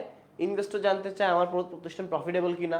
যদি প্রফিটেবল হয় তাহলে ইনভেস্টর কিন্তু টাকাটা দিবে, না হলে কিন্তু আসলে দিতে চাবে না। বলবে যে আপনার প্রতিষ্ঠানের কি অবস্থা না অবস্থা আমি জানি না, আপনার আমি কেন টাকা দিব। তখনই আমার এই আর্থিক বিবরণীর উপর বেস করে সে আমাকে বা আমার কোম্পানিকে ইনভেস্টমেন্ট দিবে অথবা দিবে না। ওকে, এবার আসি সরকার। একটা সরকার অর্গানাইজেশনের যে কোনো ইনফরমেশন চাইতে পারে, ফাইন্যান্সিয়াল রিপোর্ট চাইতে পারে, সরকারকে তথ্য দিতে হবে। কোনো মানা করা যাবে না। আচ্ছা, এবার আসি কর কর্তৃপক্ষ। কর কর্তৃপক্ষ কেন যায়? কর কর্তৃপক্ষ কত পার্সেন্ট কর নিবে এটা জানার জন্য দেখতে হবে প্রফিট কত কোম্পানির। ঠিক আছে, একটা কোম্পানি প্রফিটের উপর ডিপেন্ড করে একটা অর্গানাইজেশনকে সরকার কর চার্জ করে। তাইলে প্রফিট কোথা থেকে দেখি? বিশদা বিবরণীতে থেকে। বিশদা বিবরণী দেখে কর কর্তৃপক্ষরা প্রফিটের উপরে পার্সেন্টেজ অফ কর চার্জ করবে। এবার আসি নিরীক্ষক। নিরীক্ষকের সাথে পুরনো একটা সম্পর্ক আছে, এখানে আমি দাগায় রাখছি আন্তঃনিরীক্ষক। দেখো একদম বোল্ড করা আছে, যেই জায়গায় কনফিউশন লাগে সব কিছু কিন্তু ভাইয়ার অলরেডি বোল্ড করে রাখছি। আচ্ছা, নিরীক্ষকের পয়েন্টটা একটু স্কিপ করতেছি, এটাও পড়াবো, দাঁড়াও। এবার আসি অর্থনৈতিক পরিকল্পনাকারী। তারা কারা? সরকারি যে পক্ষের বিভিন্ন ফাইন্যান্সিয়াল প্ল্যানার আছে যারা জাতীয় অর্থনীতি চিন্তা করে, ওদেরও কিন্তু অনেক ধরনের ইনফরমেশন জানার প্রয়োজন হয় বিভিন্ন অর্গানাইজেশনের থেকে। লাস্ট ক্লাসে জনগণ, অ্যাজ এ জনগণ ধরো তোমার আজকে মনে হইতেছে যে আমি জানতে চাই গ্রামীণ ফোনে কত টাকার ব্যবসা করে, আমি জানতে চাই রবি কত টাকার ব্যবসা করে। তোমার কিন্তু এটা সম্পূর্ণ অধিকার আছে অ্যাজ এ জনগণ, তুমি জানতে পারবা। কিভাবে জানতে পারবা? ওয়েবসাইটে যাবা, যে লিখবা ফাইন্যান্সিয়াল স্টেটমেন্ট অফ গ্রামীণ ফোন 2025, দেখবো সুন্দর মতো একটা পিডিএফ ডাউনলোডেবল চলে আসছে, নামাইলেই তুমি সকল ইনফরমেশন দেখতে পারবা। তো প্রত্যেকটা জনগণের অধিকার আছে যে সেই ইনফরমেশনগুলো দেখতে পাবে। এবার আসি কর্মচারী, আর এটা হচ্ছে কর্মকর্তা। সব সময় ভেজাল লাগে এই কর্মচারী আর কর্মকর্তা নিয়ে, সবার সবসময় ভেজাল লাগে। এখন এই যে পয়েন্টগুলোর মধ্যে কয়েকটা কোশ্চেন মার্ক আমার দাঁড়াইলো নিরীক্ষক নিয়ে, কর্মচারী নিয়ে, এরকম কিছু কনফিউজিং পার্ট আছে। তোমরা 90% জিনিস না বুঝতে পারবা যে এটা কি হবে, 10% জায়গায় তোমার অলওয়েজ কনফিউজিং এর জন্য মার্কসটা কাটা যাবে। আর অ্যাডমিশন এক্সামে ওই 10% থেকেই প্রশ্ন আসে যেখানে তোমার কনফিউশনটা ক্রিয়েট হবে। এই কনফিউশনটা ক্রিয়েট না হয় তার জন্য যেটা আমরা একটা হ্যাক্স বা আমরা একটা পদ্ধতি বের করেছি যেটা থেকে তোমরা অ্যান্সার করতে পারো, সেটা হচ্ছে একটা কোশ্চেন মার্ক। যে অভ্যন্তরীণ ব্যবহারকারীর হতে হলে দুইটা শর্ত মাস্ট ফিল আপ করতে হবে। অভ্যন্তরীণ ব্যবহারকারী হতে হলে দুইটা শর্ত যদি ফিল আপ করে তাহলেই সে কি হবে? অভ্যন্তরীণ ব্যবহারকারী। যদি না পারে তাহলেই সে হবে বহিঃস্থ ব্যবহারকারী। তাহলে আমরা আগে কি খুঁজবো? অভ্যন্তরীণ ব্যবহারকারী কিনা সেটা কোশ্চেন করব। যদি দেখি না অভ্যন্তরীণ ব্যবহারকারী না, তাহলে অ্যান্সার হচ্ছে বহিঃস্থ ব্যবহারকারী। আবার একটু রিপিট করছি ভাইয়া, অভ্যন্তরীণ ব্যবহারকারী, এই যে দুইটা শর্ত দেওয়া আছে এই দুইটা ফিল আপ করলে অভ্যন্তরীণ ব্যবহারকারী। যদি না করতে পারে, যে কোনো একটাও না করতে পারে, তাহলে এই কোন ব্যবহারকারী? বহিঃস্থ ব্যবহারকারী। ওকে, সো যেসব ব্যবহারকারী ব্যবসায় সিদ্ধান্ত গ্রহণ করতে পারে এবং যারা বেতনভুক্ত, একমাত্র তাদেরকেই অভ্যন্তরীণ ব্যবহারকারী বলা যায়। যারা কি এক ধরনের তোমার জন্য কি সিদ্ধান্ত গ্রহণ করতে পারে, আরেকটা কি বেতনভুক্ত মানুষ, একমাত্র তারাই হচ্ছে অভ্যন্তরীণ ব্যবহারকারী। বাকি সবাই হচ্ছে বহিঃস্থ ব্যবহারকারী। তাহলে ওই যে দুইটা কোশ্চেন মার্ক ভাইয়া রেখে আসছিলাম, এই যে শেয়ার হোল্ডার কি কখনো বেতন পায়? শেয়ার হোল্ডার কিন্তু কখনোই বেতন পায় না, তারা একমাত্র প্রফিটের শেয়ার নেয়। শেয়ার হোল্ডারে কি নিবে? প্রফিটের শেয়ার নিবে, তারা বেতনভুক্ত না। তারা অনেক সিদ্ধান্তর ক্ষেত্রে ভোট দিতে পারবে, কি করতে পারবে? ভোট দিতে পারবে, কিন্তু তারা কখনোই কিন্তু কোনো বেতন পাবে না। তাহলে ওই যে একটা শর্ত কিন্তু মিসিং আছে। যেহেতু একটা শর্ত মিসিং আছে, তাই শেয়ার হোল্ডার আমার জন্য কখনোই কি হবে না? অভ্যন্তরীণ ব্যবহারকারী হবে না। বুঝতে পারছি এতটুকু? ভাইয়া এখনো কোনো বইয়ের নাম বলতেছে না। আচ্ছা, বইয়ের নামে আসতেছি, এই জায়গাটা আরেকটু শেষ করি, তারপরে আমরা বইয়ের লিস্টে যাব, সমস্যা নাই। ওকে, এবার আসি নিরীক্ষক। এখন নিরীক্ষকটা কে? নিরীক্ষক হচ্ছে ধরো তোমার একজন চার্টার্ড অ্যাকাউন্টেন্ট, যে আইসিএবি থেকে সার্টিফাইড ডিগ্রিধারী একজন ব্যক্তি। সে তোমাকে কি করবে? তুমি যে ফাইন্যান্সিয়াল রিপোর্টটা তৈরি করছো, সরকারকে তো জানতে হবে যে তুমি ট্রান্সপারেন্টভাবে সৎভাবে তৈরি করছো। সেটা জানার ওয়েটা কি? এই যে তোমার রিপোর্টটা তুমি যখন একটা সিএ ফার্মে সাবমিট করবা, ওখানে একজন চার্টার্ড অ্যাকাউন্টেন্ট তোমার ফুল রিপোর্টটা ওভারভিউ করবে। ওভারভিউ করার পরে যখন এটা অ্যাপ্রুভ করবে, তখনই ওইটার উপরে সরকার কর কাটবে। সরকারের তো জানার ওয়ে নাই যে তুমি এখানে কারচুপি করতেছো কিনা বা কোনো ঘাপলামি করছো কিনা। সো জানার ওয়েটা কি? একটা বাহ্যিক ব্যক্তি যে হচ্ছে একজন অডিটর, একজন নিরীক্ষক, যে তোমার পুরা ফাইন্যান্সিয়াল রিপোর্টটা গো থ্রু করে চেক করে ওকে করবে, তখনই তোমার এই রিপোর্টটা করের জন্য অ্যাপ্রুভড হবে। এটা ছাড়া কিন্তু কোনোভাবেই কোনো রিপোর্ট তুমি সাবমিট করতে পারবা না। ক্লিয়ার কি ক্লিয়ার না একটু কমেন্ট করে জানাও। লাস্ট আছে কর্মচারী। এই কর্মচারী টপিকটা হচ্ছে, কর্মচারী একটা প্রতিষ্ঠানে যে কোনো ব্যক্তি হতে পারে। একজন কর্মচারী যে কোনো ব্যক্তি হতে পারে। সে হতে পারে একটা দারোয়ান, সে হতে পারে একটা ভান্ডার ম্যানেজমেন্টের ব্যক্তি, সে হতে পারে একটা ক্যাশিয়ার। সকল ব্যক্তি যাকে তুমি বেতন দাও সে কিন্তু একজন কর্মচারী। কিন্তু চিন্তা করো, সকল কর্মচারীর কি সিদ্ধান্ত গ্রহণ করার ক্ষমতা থাকে? সকল কর্মচারীর সিদ্ধান্ত গ্রহণ করার ক্ষমতা কখনোই থাকে না।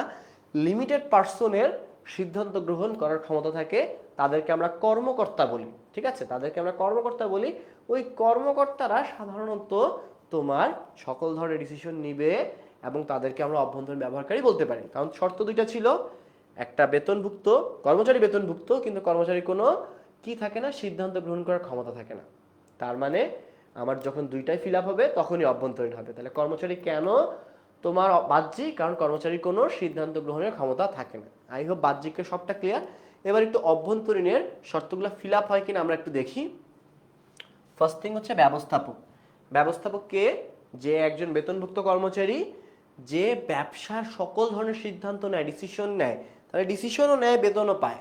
তার মানে ব্যবস্থাপক একজন অভ্যন্তরীণ ব্যবহারকারী। পরিচালনা পর্ষদ, বোর্ড অফ ডিরেক্টরস, তারা সবাই তোমার একটা ব্যবসার সকল ধরনের সিদ্ধান্ত নেয়, সকলেই ব্যবসায় বেতনভুক্ত কর্মচারী থাকে। তা দুইটাই শর্ত ফিল আপ করতেছে, এর জন্য এটা অভ্যন্তরীণ ব্যবহারকারী। উচ্চ পদস্থ কর্মকর্তা, সো নামটা একটু খেয়াল করো। কর্মচারীরা কেন পারলো না? কারণ তার সিদ্ধান্ত গ্রহণের ক্ষমতা ছিল না। কর্মকর্তা কেন অভ্যন্তরীণ? কারণ সে বেতনভুক্ত থাকে এবং সে কিন্তু তোমার কি হবে, সিদ্ধান্ত গ্রহণের ক্ষমতা থাকতেছে। দুইটা শর্তই ফিল আপ করছি, তাই অভ্যন্তরীণ ব্যবহারকারী। এবার আসি আন্তঃনিরীক্ষক। এই জায়গাটাতে অনেকে ভুল করে নিরীক্ষক ওয়ার্ডটা দেখতে দেখতে বাহ্যিক দাগায় ফেলি। কিন্তু আন্তঃনিরীক্ষক কেন? আন্তঃনিরীক্ষক হচ্ছে এমন একজন ব্যক্তি বা এমন একজন নিরীক্ষক যাকে কোম্পানি হায়ার করে। কেন হায়ার করে? যখন একটা বড় অর্গানাইজেশনে তুমি কাজ করতেছো, সেই অর্গানাইজেশনের কিন্তু অনেক অনেক লেনদেন হয়। যখন তুমি একটা নিরীক্ষককে অর্গানাইজেশনে হায়ার করতেছো, তার ডিসিশন কি থাকবে? কিভাবে প্রতিষ্ঠানে টাকা বাঁচানো যায়। কারণ অ্যাজ এ ব্যবসায়ী তুমি চিন্তা করো নিজে, তুমি কি চাবা তোমার কোম্পানি 100 টাকা মুনাফা করতেছে, তার থেকে 40 টাকা তুমি সরকার দিয়ে দিবা? 100 টাকা কম লাগতেছে না? আমরা সরকার একটু বাড়ায় চিন্তা করি তো। 100 কোটি টাকা তুমি মুনাফা করছো, তার থেকে 40 কোটি টাকা তুমি সরকারকে দিয়ে দিচ্ছ, এটা তুমি চাবা? কখনোই কিন্তু তুমি চাবা না। কারণ তোমার কাছে মনে হবে আমার পরে টাকা আমি সরকার কেন দিব। সো আন্তঃনিরীক্ষকের কাজ হচ্ছে সে সকল ধরনের ক্যালকুলেশন করে এমন এমন জায়গায় ইনভেস্টমেন্ট করবে অথবা এমনভাবে ইনভেস্টমেন্টগুলো সাজাবে যাতে কোম্পানির কম ট্যাক্স দেওয়া লাগে। আমরা একটা টার্ম শিখছিলাম না, ঋণ কর বাদযোগ্য ব্যয়। তাহলে ও এমন একটা টার্মে ঋণ নিবে যেখান থেকে কোম্পানির কম ট্যাক্স দেওয়া লাগে। এরকম হাজারটা way say through out the academic ইয়ার শিখছে, যেটা অ্যাপ্লাই করে কোম্পানি টাকা বাঁচাবে। তাহলে সে বেতন দিয়ে কোম্পানি রাখতেছে এমন ডিসিশন নেওয়ার জন্য যার কারণে কোম্পানি টাকা বাঁচবে। তাহলে এই দুইটা রিজনই যখন ফুলফিল হচ্ছে, সেটাই হচ্ছে আমার জন্য কি আন্তঃনিরীক্ষক বা অভ্যন্তরীণ ব্যবহারকারী। এখন সবাই একটু বলো তো, নিরীক্ষক আর আন্তঃনিরীক্ষক নিয়ে কি কখনো কোনো কনফিউশন থাকবে? আর নিরীক্ষক একজন বাহিরের ব্যক্তি যার কাছে রিপোর্ট সাবমিট করি, সে কোনো বেতনভুক্ত ব্যক্তি না, তার সিদ্ধান্ত কোনো ক্ষমতা নাই, জাস্ট সে অ্যাকাউন্টিং রিপোর্টটা গো থ্রু করে অ্যাপ্রুভ করবে অথবা ডিক্লাইন করবে। আর আন্তঃনিরীক্ষক হচ্ছে এমন একজন ব্যক্তি যে আমার কোম্পানিতে বেতনভুক্ত ব্যক্তি, যার সোল কাজ হচ্ছে আমার কোম্পানির টাকা বাঁচায় দেওয়া। তাহলে সেই সিদ্ধান্ত নিচ্ছে, বেতনও পাচ্ছে, তাই অভ্যন্তরীণ ব্যবহারকারী। কারো যদি কোনো প্রশ্ন থাকে অবশ্যই কমেন্টে জানাও, আর বুঝলে অবশ্যই জানাবা। ওকে, পরবর্তীতে আসি ট্রেজারার। ট্রেজারার মানে হচ্ছে এমন ব্যক্তি যে কোম্পানির বিভিন্ন অ্যাসেট কেনার ডিসিশন নেয়। কি নিয়ে ডিসিশন নিবে? কোথায় কোন সম্পদ কিনতে হবে, অ্যাসেট বা সম্পদ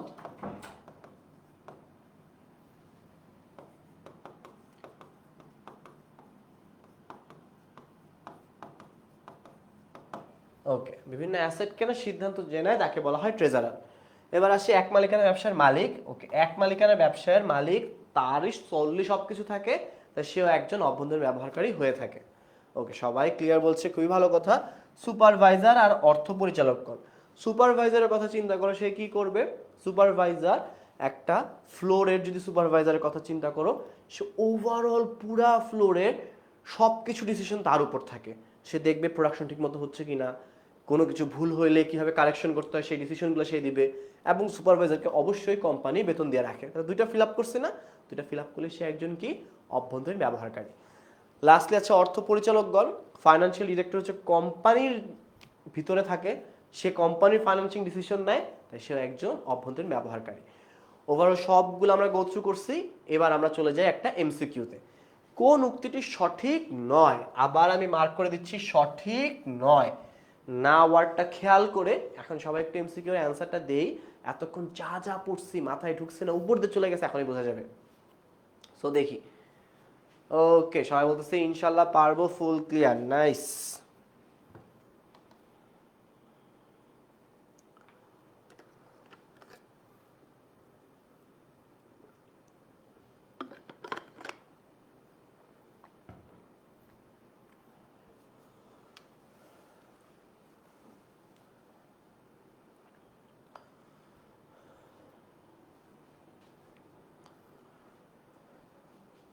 ওকে ভাইয়া, তোমাদের সাথে সাথে একটু গো থ্রু করি এবং অপশনগুলো একটু সর্ট ডাউন করি।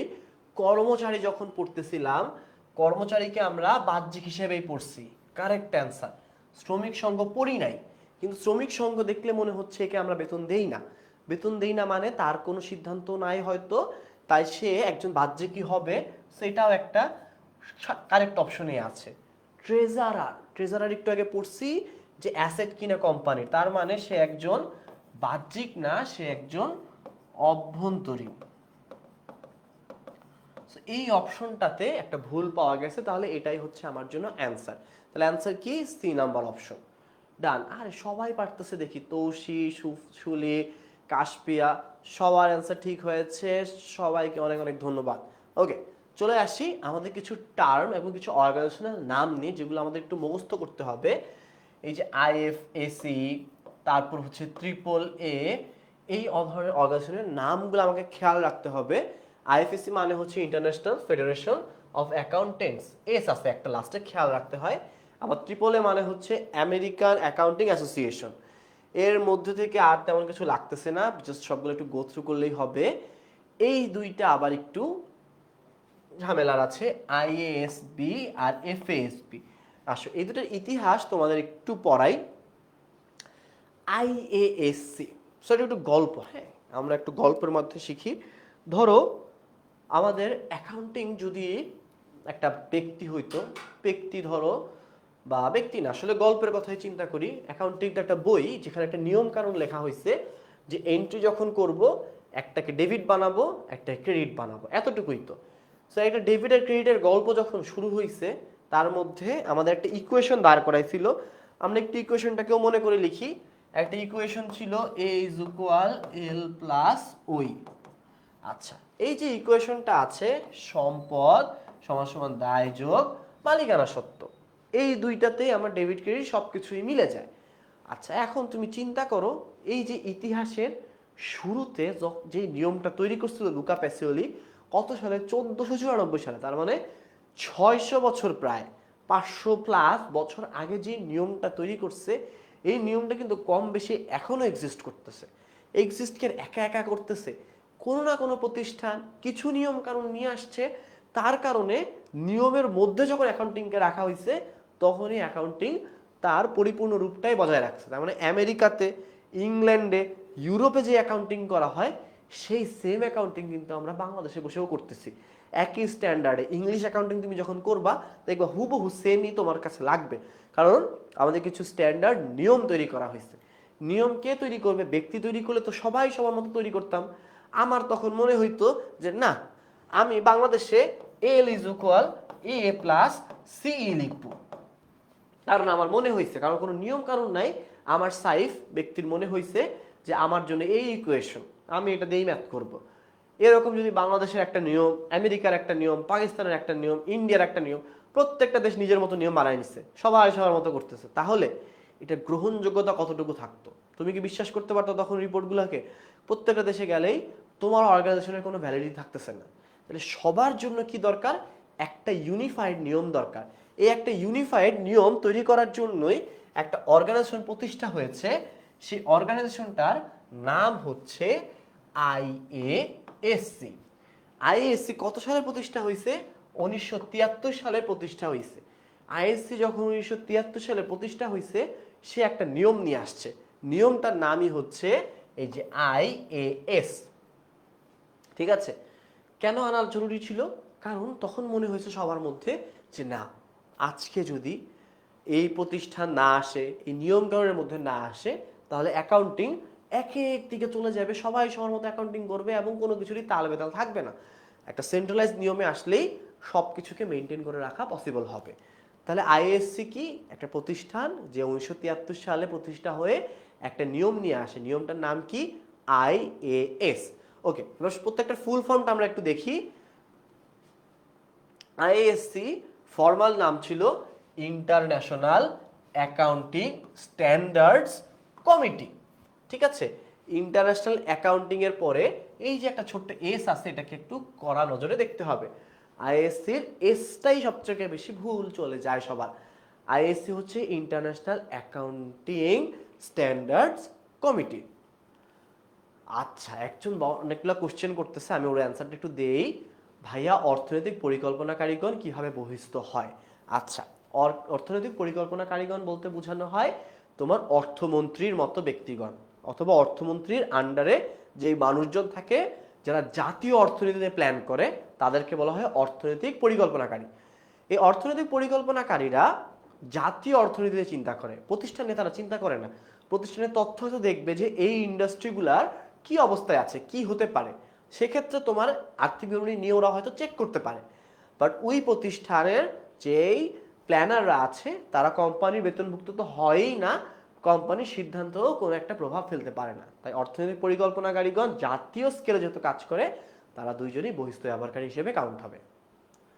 ওকে ভাইয়া, বিরতি দিবেন না? না, আজকে খুব একটা বিরতি নাই, আজকে ডিরেক্টলি পুরো ক্লাসটাই চলবে 2 ঘন্টার, যেহেতু শর্ট একটা ক্লাস, এখানে খুব একটা বিরতি কিন্তু লাগে না।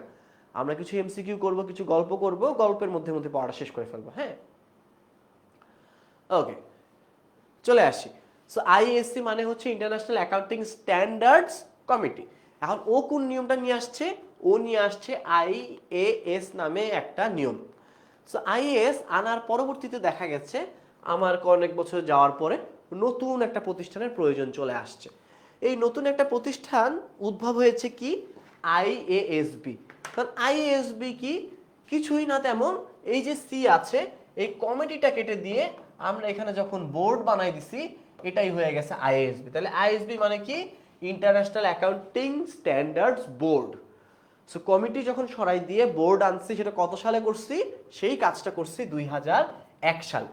যেহেতু সাল পরিবর্তন, প্রতিষ্ঠান পরিবর্তন হয়ে নতুন রূপে নিয়ে আসছি, নতুন একটা প্রতিষ্ঠান এসেও কি করবে? নতুন একটা নিয়ম নিয়ে আসবে। সেই নিয়মটার নাম হচ্ছে আইএফআরএস। ঠিক আছে, তার নতুন একটা নাম কি? নতুন একটা নাম হচ্ছে আইএফআরএস। আচ্ছা, এখন এই নামটার একটু যদি আগের নামটা দেখি আমরা, এই যে ইন্টারন্যাশনাল অ্যাকাউন্টিং স্ট্যান্ডার্ডস বোর্ড, আইএএসবির ফুল ফর্ম যদি কোথাও আসে, খেয়াল রাখবো জাস্ট এস এর দিকে, বাকি সব কিছুই তোমার মনে থাকবে। International accounting standards board. ISSB কোন নিয়ম আনছে? নামটা হচ্ছে আইএফআরএস, এবং এটা কত সালে আনছে? 2001 সালে আনছে। সো এই তিনটা ইনফরমেশন খুব ভালো করে খেয়াল রাখো। এইটার অরিজিন প্রতিষ্ঠানটা ছিল ইউএসএ বেসড একটা প্রতিষ্ঠান, যার ফার্স্ট অফ অল কমিটি ছিল, পরবর্তীতে বোর্ড নামে চলে আসছে। তোমরা যেটা সবসময় মনে রাখবা, এই আইএফআরএস হচ্ছে তোমার রাজা। সেজন্য আমরা এটা মুখ রেখে দিছি। আইএফআরএস সকল কোশ্চেনের সব সময় রাজা, যেই প্রশ্ন যেভাবে আসুক, আইএফআরএস নামটা দেখছি, অ্যান্সার এটাই, নিশ্চিন্তে নির্দ্বিধায় অ্যান্সার হচ্ছে আইএফআরএস। এখন অন্য অপশনটা আসলে কি আসতে পারে? অন্য অপশনটা হচ্ছে আরেকটা প্রতিষ্ঠান আছে ইউকে বেস, যার নাম হচ্ছে এফএএসবি, একেবারে সিমিলার সময় 1973 সালে প্রতিষ্ঠা হয়। এই প্রতিষ্ঠানটা যে নীতিমালা নিয়ে আসছে তার নাম হচ্ছে গ্যাপ। এখন গ্যাপের ফুল ফর্মটা তোমার মনে হতে পারে তো ভাই এটা জানা উচিত। গ্যাপ মানে কি? গ্যাপ মানে হচ্ছে জেনারেলি অ্যাকসেপ্টেড অ্যাকাউন্টিং প্রিন্সিপাল। কোথায় পাবো ভাইয়া? পাবো হচ্ছে আগের স্লাইডে গেলে, gap generally accepted accounting principles. এই প্রতিষ্ঠানটা কি করছে? তোমার নতুন একটা নিয়ম ধারা নিয়ে আসছে ইউএস এর বা ইউকে বেসড একটা নীতিমালা নিয়ে আসছে, এবং এটাও সবাই একসেপ্ট করা শুরু করছে। কিন্তু এটা ধরো আমি তখনই অ্যান্সার নিব যখন আইএফআরএস পাবো না, ঠিক আছে? কোনো প্রশ্ন যদি আইএফআরএস খুঁজে না পাই তখন আমরা নির্দ্বিধায় গ্যাপ দাগাইতে পারি। বাট আইএফআরএস হচ্ছে সবসময় রাজা, যেই প্রশ্নেই আমি আইএফআরএস এর অপশন খুঁজে পাবো এটাকে আমরা কারেক্ট অ্যান্সার হিসেবে দাগাই নিব। এখন তো বিদেশি পার্সপেক্টিভ গেল, বাংলাদেশ কি করছে? বাংলাদেশের কথা যদি আমরা একটু চিন্তা করি, বাংলাদেশ 2001-এর পরবর্তী সালে যে নীতিমালাটা ইউজ করত সেটার নাম ছিল বিএফআরএস। অনেক দিন সে বিএফআরএস ইউজ করছে, কারণ সে কি করছে, ইন্টারন্যাশনালটা কেটে দিছে, কেটে দিয়ে বাংলাদেশ নিয়ে আসছে, কাজ শেষ। এবং বাংলাদেশে যে প্রতিষ্ঠানটা এই সকল নীতিমালা নিয়ে কাজ করে তার নাম হচ্ছে আইসিএবি। আইসিএবি কায়? আইসিবি হচ্ছে এমন একটা প্রতিষ্ঠান যে অ্যাকাউন্টিং এর সব কিছু নিয়ে কাজ করে, প্লাস সে একটা ডিগ্রি প্রদান করে। এই ডিগ্রিটার নাম হচ্ছে সিএ ডিগ্রি। সিএ ডিগ্রিতে কি দেয়? চার্টার্ড অ্যাকাউন্টেন্ট সার্টিফিকেশনটা আসে।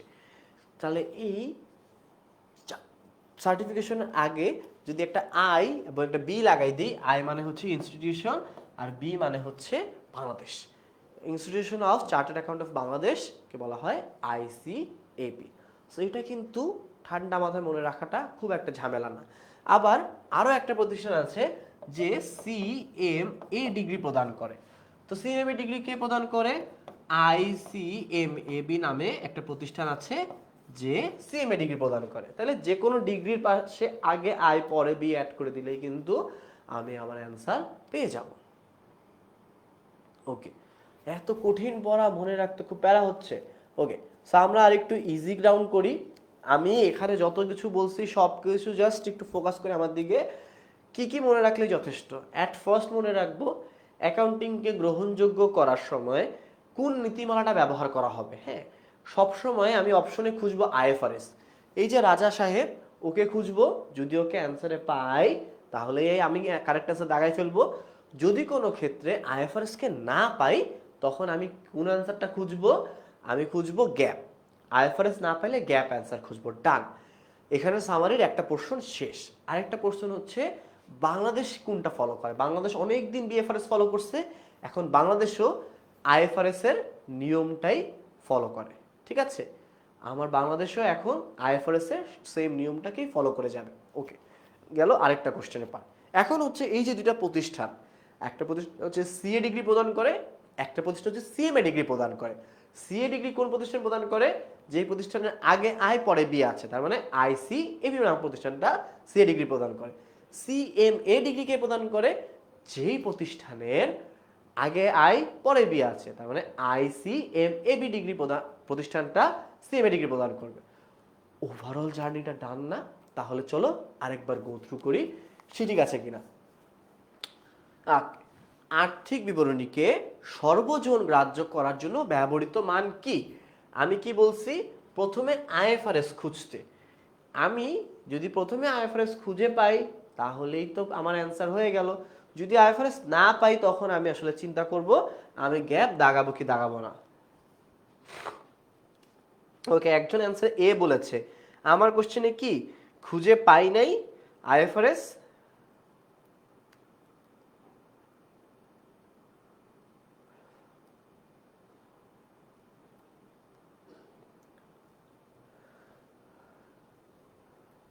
অনেকে এই অ্যান্সার দিচ্ছে, যারা এই অ্যান্সার দিচ্ছে তারা আসলে ক্লাসে একেবারেই মনোযোগ দিচ্ছে না, বোঝা যাচ্ছে।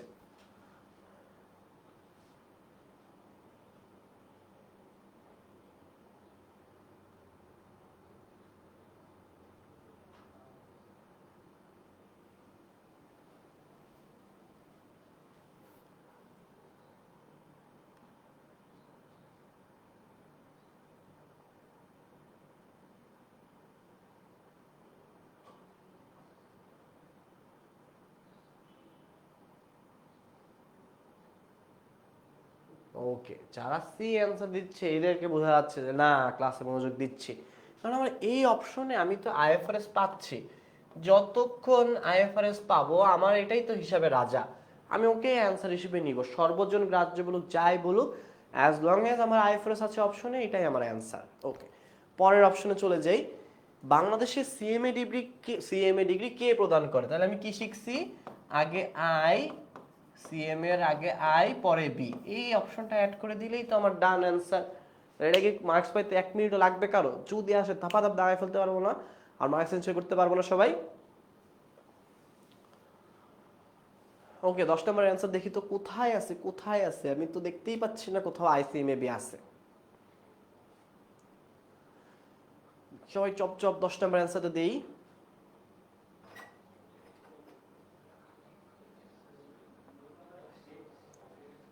ওকে ওকে, 8 এর অ্যান্সার হচ্ছে আইসিএমএবি।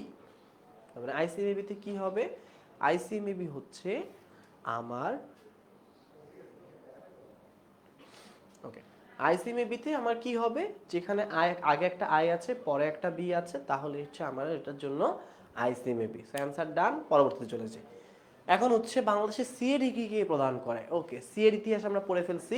সিএ ইতিহাসে কি ছিল, যে আমার যেই জায়গায় বা যেই প্রতিষ্ঠানে আমাকে দেয়, তার আগে আমাকে কি করতে হবে, তাহলে সি এ বা চার্টার্ড অ্যাকাউন্টেন্ট সার্টিফিকেটের জন্য কি হয়, তার আগে একটা আই পরে একটা বি আমাকে অ্যাড করতে হবে, তাহলেই এটা আমার জন্য হবে অ্যান্সার। তাহলে এখানে কোন অপশনে আছে, আমার ডি নাম্বার অপশনে মনে হচ্ছে এটার একটা কারেক্ট অপশন পাওয়া যেতে পারে।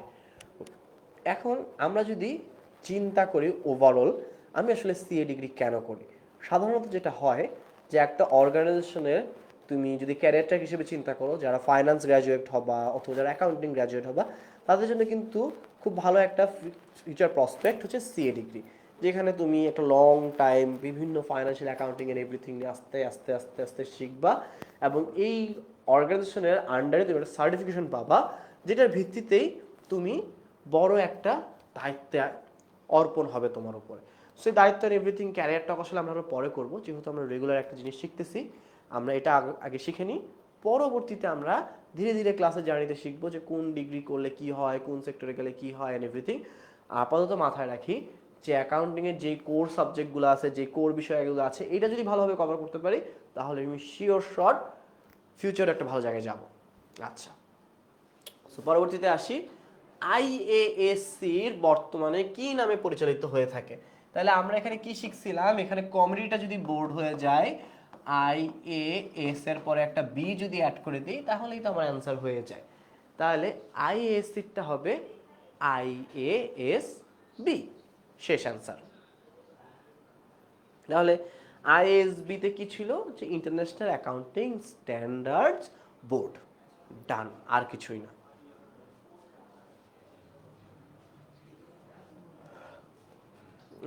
সো সবার অ্যান্সার দেখি কোন অপশনে পাওয়া যায়, এ বি সি ডি, কোন অপশন থেকে আমি পাবো আমাদের অ্যান্সারটা?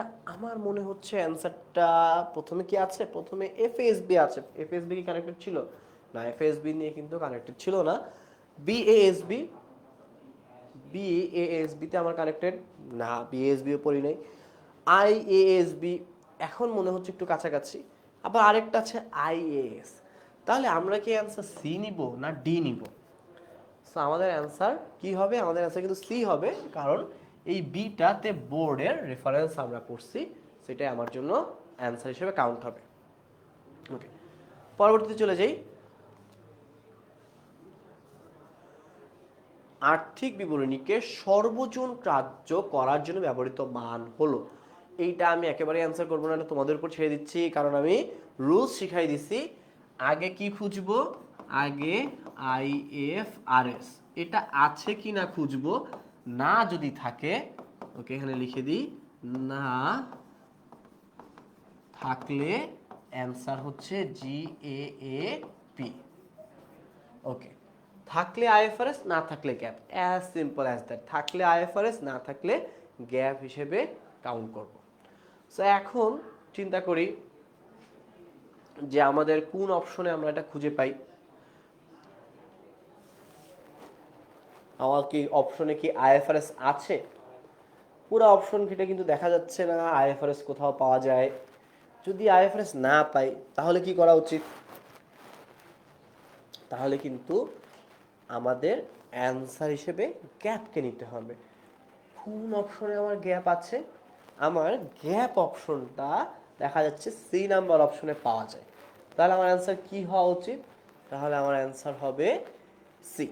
তাহলে এটা কত নাম্বার? এখানে এমসিকিউ নাম্বার নাই, সো এমসিকিউ নাম্বার লাগবে না, জাস্ট তোমরা অ্যান্সারটা কমেন্টে লিখে দাও, GAAP, গ্যাপ হচ্ছে আমার অ্যান্সার। বোঝা গেল দুটো? তাহলে আজকের ক্লাস যদি আমরা সাম আপ করে দেখি, আমরা একটু আগে যা যা টাচ পয়েন্ট পড়ে গেছি সবগুলা কোশ্চেন এখানে পেয়ে গেছি। এবং আমাদের এখানে কি হবে, আমাদের কিন্তু অলওয়েজ এই ধরনের প্রশ্নগুলোই ঘুরে ফিরে আসবে।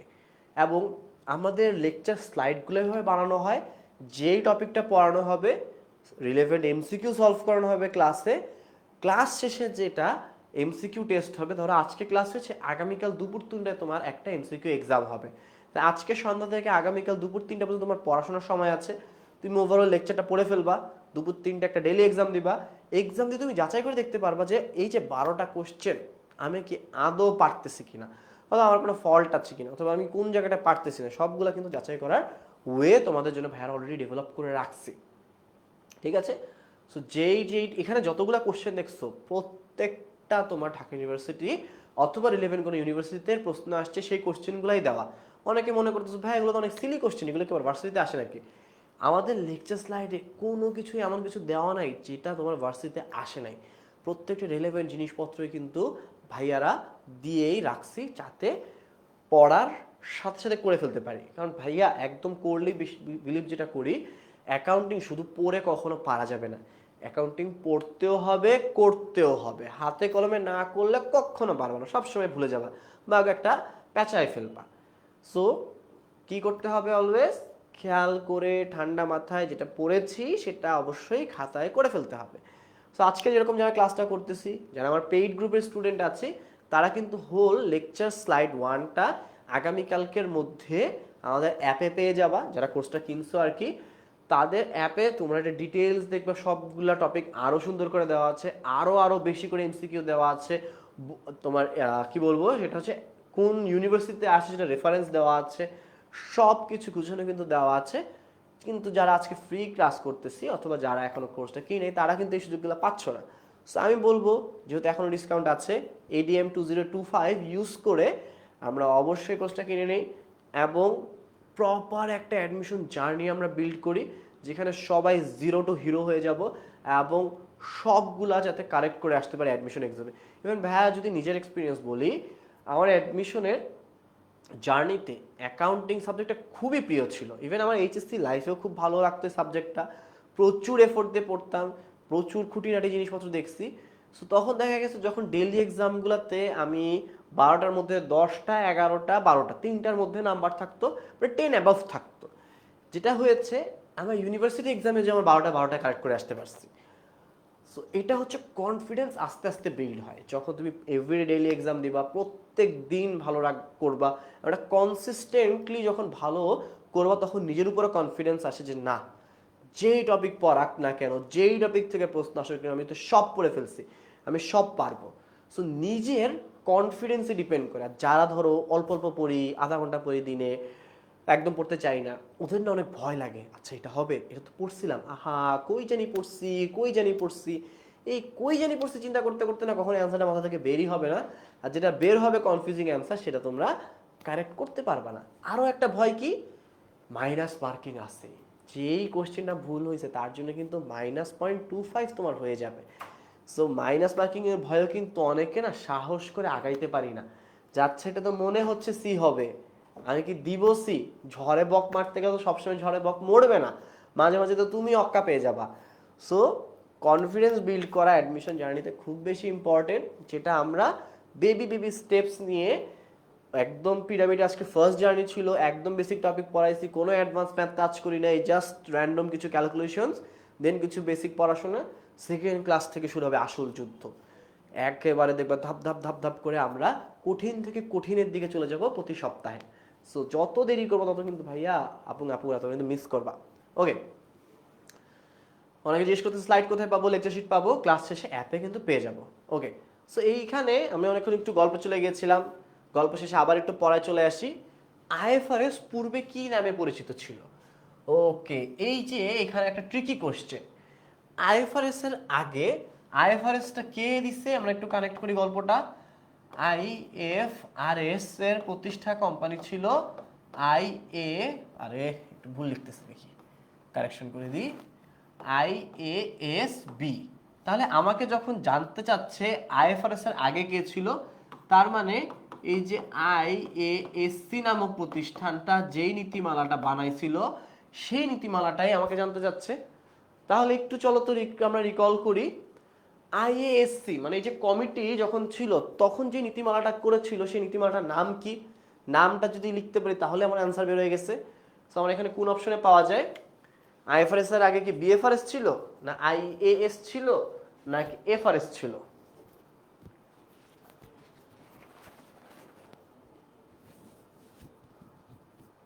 ওকে, অনেকে অ্যান্সার বি দিচ্ছি, অনেকে সি দিচ্ছি। আচ্ছা, যারা বি দিচ্ছি তার মানে আমরা বলতেছি আমার আগের নামটা ছিল IAS. Yes, that's the correct answer. আইএএসই হচ্ছে আমার পূর্ববর্তী নাম।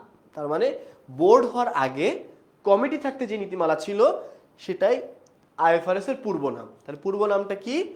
পূর্ব নামটা হচ্ছে আইএএস। অ্যান্সারটা দেখি তো ঠিক আছে কিনা। Yes, answer correct. ওকে, এবার আসি হিসাব বিজ্ঞানের শাখা। সো মাঝে অনেকে গ্যাপ দরকার ছিল, গ্যাপের জন্য কিন্তু ভাইরা একটু গল্প করে ফেলছি, এখন আর গল্প করার সময় নেই। আমরা লাস্ট কিছু পড়াশোনা করে একটা ওভারঅল ক্লাসের ওভারভিউ দিয়ে আজকে ক্লাস শেষ করে ফেলবো। সো প্রথমে আসি, আমার হিসাব বিজ্ঞানের শাখা কয়টা? হিসাব বিজ্ঞানের শাখা হচ্ছে দুইটা। হিসাব বিজ্ঞানের শাখা বলতে দুইটা, কি? একটা হচ্ছে আর্থিক হিসাব বিজ্ঞান। এই যে আর্থিক হিসাব বিজ্ঞান, এইটা সাধারণত বহিস্থ যেই ব্যবহারকারী আছে তাদের জন্য তৈরি করা হয়। ওকে, আরেকটা আছে ব্যবস্থাপকীয় হিসাব বিজ্ঞান। এই ব্যবস্থাপকীয় হিসাব বিজ্ঞানটা প্রস্তুত করা হয় অভ্যন্তরীণ ব্যবহারকারীদের জন্য। আচ্ছা, আজকের পড়াশোনা না অনেকে হয়তো কিছুটা কানেক্ট করতে পারতেছে না, কারণ এই পড়াশোনাটাগুলা অলওয়েজ এক্সিস্ট করতো হিসাব বিজ্ঞানের প্রথম অধ্যায় দ্বিতীয় অধ্যায়ের মাঝে, যেটা আমরা কখনো খুলে দেখতাম না।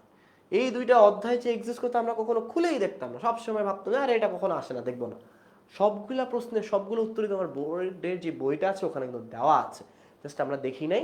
এখন অ্যাডমিশনে যেহেতু আসে তাই এগুলা এত ইনডেপথ চুল ছাড়া বিশ্লেষণ করে তোমাদের পড়ানো হচ্ছে।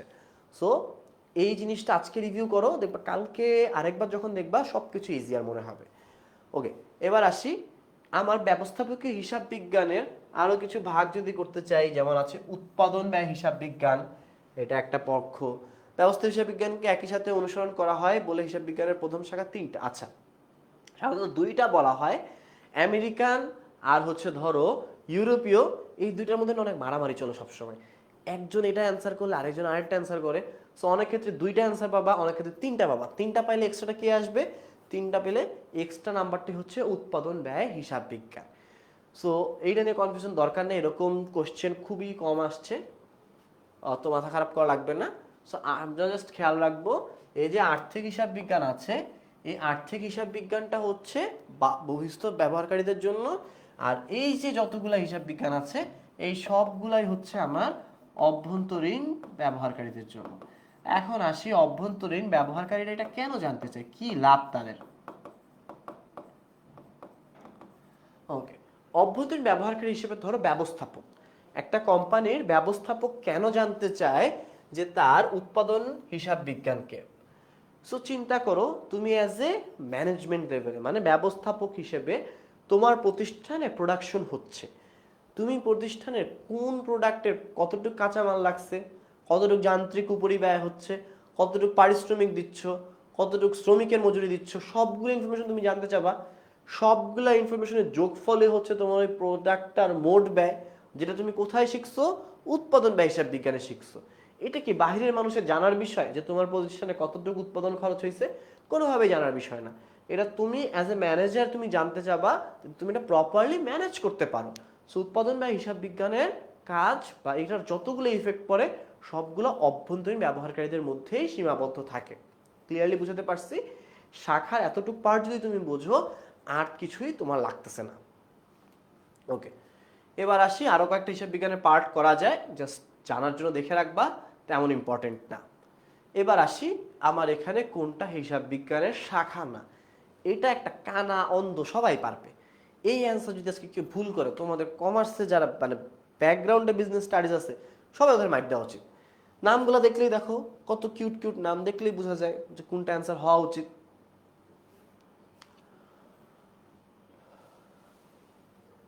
ওকে, দেখি আসলে অ্যান্সার সবাই পারে কিনা, কারণ আমার তো তোমাদের উপরে এত এত হাই এক্সপেকটেশন। ওকে, প্রথম অ্যান্সারই ভুল। দ্বিতীয় অ্যান্সার মনে হচ্ছে কাছাকাছি আছে। তারপরে দেখা যাচ্ছে ওকে, খুশবু মুন অ্যান্সার দিচ্ছে ডি, অপূর্ব দে বলেছে ডি। আচ্ছা, তারপর কোমল সাহা বলতেছে ডি, তন্ময় সরকার বলছে ডি। এখন পর্যন্ত ভুল উত্তর দেখা যাচ্ছে না মনে হচ্ছে, সবার অ্যান্সারই কাছাকাছি ঠিক যাচ্ছে। ওকে, প্রিয়া সাহা বলছে ঘ। ওকে, তারপরে রাবেয়া জান্নাত বলছে ডি, আবু বিন জাহেদ বলছে ডি। এতগুলা স্টুডেন্ট আমার অ্যান্সার দিয়েছে, ওদের অ্যান্সার কি ফেলে দেওয়া যায়? ইয়েস, অ্যান্সার হচ্ছে মূলধনী হিসাব বিজ্ঞান। মূলধনী হিসাব বিজ্ঞান নামে কোনো হিসাব বিজ্ঞান কখনো এক্সিস্ট করেই না। আজকের ক্লাস মোটামুটি টান, আমরা একটু রিভিউ করা উচিত যে এত কিছু পড়ছি, মাথায় কি সব কিছু ঢুকছে নাকি সব ভুলে গেছি। সো আজকের ক্লাসটা চলো গরম গরম একটা ওভারভিউ করে ফেলি। ওভারভিউ করার আগে আমি তোমাদেরকে বলবো যে তোমরা কিছু কোশ্চেন যদি তোমার থাকে ভাইয়ার প্রতি জানায়, সেগুলো তোমরা একটা কমেন্টে দিয়ে রাখো। ভাই একটা একটা কোশ্চেন দেখে অ্যান্সার করার চেষ্টা করবো অন পয়েন্ট। আর যদি ধরো আরো কোশ্চেন আছে, আরো কিছু জানতে চাই কোর্স নিয়ে, সো ভাইয়ার আইডি তোমাদের কাছে অবশ্যই অনেকের কাছে হয়তো আছে, একটু খুঁজে নিও, তাহলেই পেয়ে যাবা। ভাইকে নক করতে বলো যে ভাইয়া এই যে কোর্স কিনতে যাচ্ছি, এই কোর্সের ডিটেলস আমরা জানতে চাই, কিভাবে পড়াবেন জানতে চাই, কি কি পড়াবেন জানতে চাই, যত যত প্রশ্ন আছে সব কিছু করতে পারো ইন্ডিভিজুয়ালি, কোনো সমস্যা নাই, সব কিছু উত্তর ভাইয়া দেওয়ার চেষ্টা করবো। এবার আসি আজকে আমরা কি পড়ছি। ভাইয়া আপনি ডিওর স্টুডেন্ট ডাকসু ইলেকশনে কারে ভোট দিচ্ছেন? ডিওর স্টুডেন্ট ডাকসুর ভোট দিয়েছি, কিন্তু কাকে দিয়েছি বলবো না, কারণ আমাদের ভোট কিন্তু 45টা। সো 45টা ভোট কাকে কাকে দিয়েছি সবগুলো কি মনে রাখতে পারবা?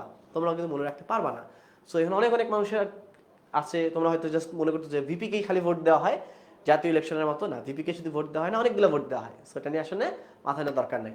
ওকে, আবার যারা কারেক্ট অ্যান্সার দিচ্ছে তাদের চকলেট দেন। এতগুলো চকলেট আমি কিভাবে পাঠাবো? অনলাইনে তোমাদের অ্যাড্রেসই জানি না আমি, কিন্তু যদি কোনোদিন দেখা হয় তোমাদের সাথে ক্যাম্পাসে, অবশ্যই ভাইকে মনে করে দিব যে ভাইয়া আমি আপনার অ্যাডমিশন 2025 স্টুডেন্ট ছিলাম, আমার একটা চকলেট দেওয়ার কথা ছিল, আপনি দেননি।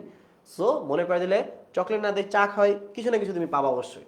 ওকে ভাইয়া, বোর্ড বইটা কি ভালো করে পড়তে হবে? আচ্ছা, বোর্ড বই পড়বো না অ্যাডমিশন বই পড়বো? আমি বলবো ভাইয়া বোর্ড বই এখন প্রপারলি যদি পড়তে চাও মাথা খারাপ হয়ে যাবে, সময় কুলাবে না। সো তুমি যেটা করতে পারো, তুমি আমাদের যে লেকচার শিটগুলো বিল্ড করা আছে, লেকচার শিটটা প্রপারলি গো থ্রু করো। লেকচার শিটের কোনো পয়েন্ট যদি তুমি দেখে মনে হয় যে না এখানে একটু শর্ট আছে, আমি আরেকটু জানতে চাই, আরেকটু যখন জানতে চাই মনে হবে, তখন তুমি একটা এক্সট্রা বইয়ের হেল্প নিতে পারো। সেই বইটা হচ্ছে নেসেসারিলি তোমার বোর্ড বই হতে পারে এরকম না, অ্যাডমিশনের জন্য কিছু ভালো ভালো কোচিংয়ের ভালো ভালো বই আছে, সেই বইগুলোকেও তুমি চাইলে কিনে ব্যবহার করতে পারো। সে আমি যদি দুইটা এক্সাম্পল দিই, আমি একটা পোস্ট করে দেবো সুন্দর করে রিটেন, যেই বইগুলো পড়লে তোমাদের জন্য ইজিয়ার হবে, ঠিক আছে? আচ্ছা ভাইয়া কোন কোন বই পড়বো? সো তুমি চেষ্টা করতে পারো। আচ্ছা ভাইয়া পোস্ট দিলে আমার মনে হয় ইজিয়ার হবে। এইচএসসি 25 স্টার যে গ্রুপটা আছে, এই গ্রুপে ভাইয়া সুন্দর মতো কোন কোন বই পড়লে ভালো হয়, কি কি ভালো হয় সবকিছু একটা ডিটেলস পোস্ট করে দিব, তোমরা দেখে নিবা সবাই, তাহলেই হবে। ওকে, 2025 ডিও এক্সাম কবে হতে পারে? ওকে, তোমরা এস্টিমেটেড একটা টাইমলাইন ধরবা, আজকে থেকে যে প্রিপারেশন শুরু হয়েছে 3 থেকে 4 মাস তোমার ম্যাক্স টাইম থাকবে তোমার সবকিছু পড়ে নেওয়ার জন্য। 3 মাস ধরে তুমি পড়াশোনা করো, 4 মাস হচ্ছে তোমার বোনাস টাইম, যেখানে তুমি প্রচুর এক্সাম দিবা, প্রচুর এক্সাম দিয়ে তুমি তোমার সব বেসিক ক্লিয়ার করে ফেলবা। ওকে, আর কি আছে? এসএম এর মাধ্যমে লিংক দিবে তো এনএমএস। ওকে, তোমরা অলরেডি জানো আগামীকাল কিন্তু একটা রিয়েলিটি চেক এক্সাম হবে, ডিউ রিলেটেড একটা কোশ্চেন থাকবে, যেখান থেকে তোমার কিন্তু অনেক অনেক সুন্দর গিফট রেডি আছে। তোমরা যারা টপার হবা, ভালো প্লেসমেন্টে আনবা, তোমাদের জন্য কিন্তু গিফটগুলো ভালো রেডি করে রাখছি। আমরা খুবই আশাবাদী যে আমাদের এখান থেকে খুব সুন্দর সুন্দর গিফট তোমরা নিয়ে যাবা। ওকে, রিয়েল চেক এক্সামটা কি অ্যাপ থেকে হবে? হ্যাঁ, কিভাবে এক্সাম দেবেন এভরিথিং তুমি অ্যাপ ওয়েবসাইট একটু ঘুরে দেখো, পেয়ে যাবা, অথবা এইচএসসি 25 গ্রুপটায় তুমি সব ডিটেলস তুমি অলরেডি জেনে যাবা। অ্যাকাউন্টিং লাভার পাবলিকেশনের বইগুলো কেমন? আমি বলবো যে স্ট্যাবলিশড কোচিং এর যে বইটা আছে, ধরো তুমি প্যারাগন অথবা স্কলার্সের যে দুইটা বই আছে, এই দুইটা বই তুমি আসলে ইউজ করতে পারো। হ্যাঁ, নিজেও পড়ছি, অনেক কিছু ওখান থেকে পড়া হয়েছে এবং মনে হয়েছে বই দুইটা গুছানো। সো তুমি একটু ঘাটা দেখতে পারো এবং ভালো, বই দুটা খারাপ না। আচ্ছা, কোয়েশ্চেন ব্যাংক কোনটা কিনবো? কোয়েশ্চেন ব্যাংক এখনই কিনা লাগবে এরকম না, কোশ্চেন ব্যাংক একটু আস্তে ধীরে কিনো, বেসিক কটা অধ্যায় আগে পড়ে ফেলো। যখন 5টা অধ্যায় তুমি জানো, 5টা অধ্যায় জানার পরে যখন একটা প্রপার কোশ্চেন ব্যাংক মানে কি, একটা ইউনিভার্সিটির ওই সালের প্রশ্ন তুমি যখন 5টা অধ্যায় পড়ে ফেলছো, তখন তুমি কোশ্চেন ব্যাংকটা আসলে কাজে লাগাইতে পারবা। যে আমি যদি ওই সালে পরীক্ষা দিতে বসতাম তাহলে আমি কটা কারেক্ট করতে পারতাম। তার মানে তুমি আগে কিছুটা প্রশ্ন নিজে শেখো, কিছুটা অধ্যায় শেখো, এরপর কোশ্চেন ব্যাংক খুঁজো। ভাই ইংরেজিতে ফেল করবো জানা কথা, তো গিফটের আশা বাদ। ওকে, ইংলিশ নিয়ে প্রশ্ন। সি ইউনিটের সব থেকে বড় খেলা হচ্ছে ইংলিশে। ইংলিশে ম্যাক্সিমাম তোমাদের 80 to 90% স্টুডেন্ট ফেল করবে। এই যে 10% যারা আসলে পাস করবে, ওরাই তোমার ইউনিভার্সিটিতে চান্স পাবে, একটা ভালো মার্কস নিয়ে তারা ঢুকে পড়বে। তুমি যদি ইংলিশে ফেল করো তাহলে কিন্তু আর কোথাওই লাভ নাই। সো ইংলিশের জন্য নাইম দুর্জয় ভাইয়া কিন্তু অনেক কিছু প্ল্যান করে রাখছে, আমরা অনেক কিছু সাজিয়ে রেখেছি, অনেকগুলো গেম আছে যেখান থেকে ইংলিশে খারাপ আমাদের স্টুডেন্টরা করবে এটা আমরা মানতেই পারবো না।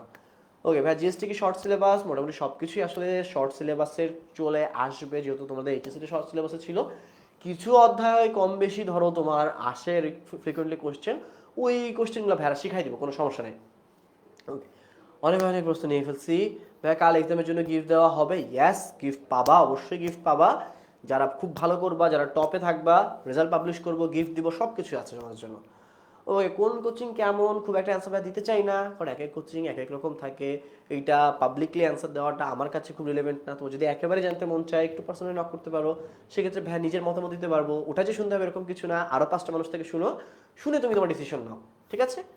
ওকে ভাই, ইংরেজিতে আমি ফেল করবো, যারা এখন ভাবতেছো ফেল করবো, তার মানে কি তোমার ফার্স্ট টার্গেট হচ্ছে, ফার্স্ট প্রায়োরিটি হচ্ছে তোমার ইংলিশটা এত ভালো করে পড়া যে যা প্রশ্ন আসুক না কেন পাস তুমি এনশিওর করতেছো।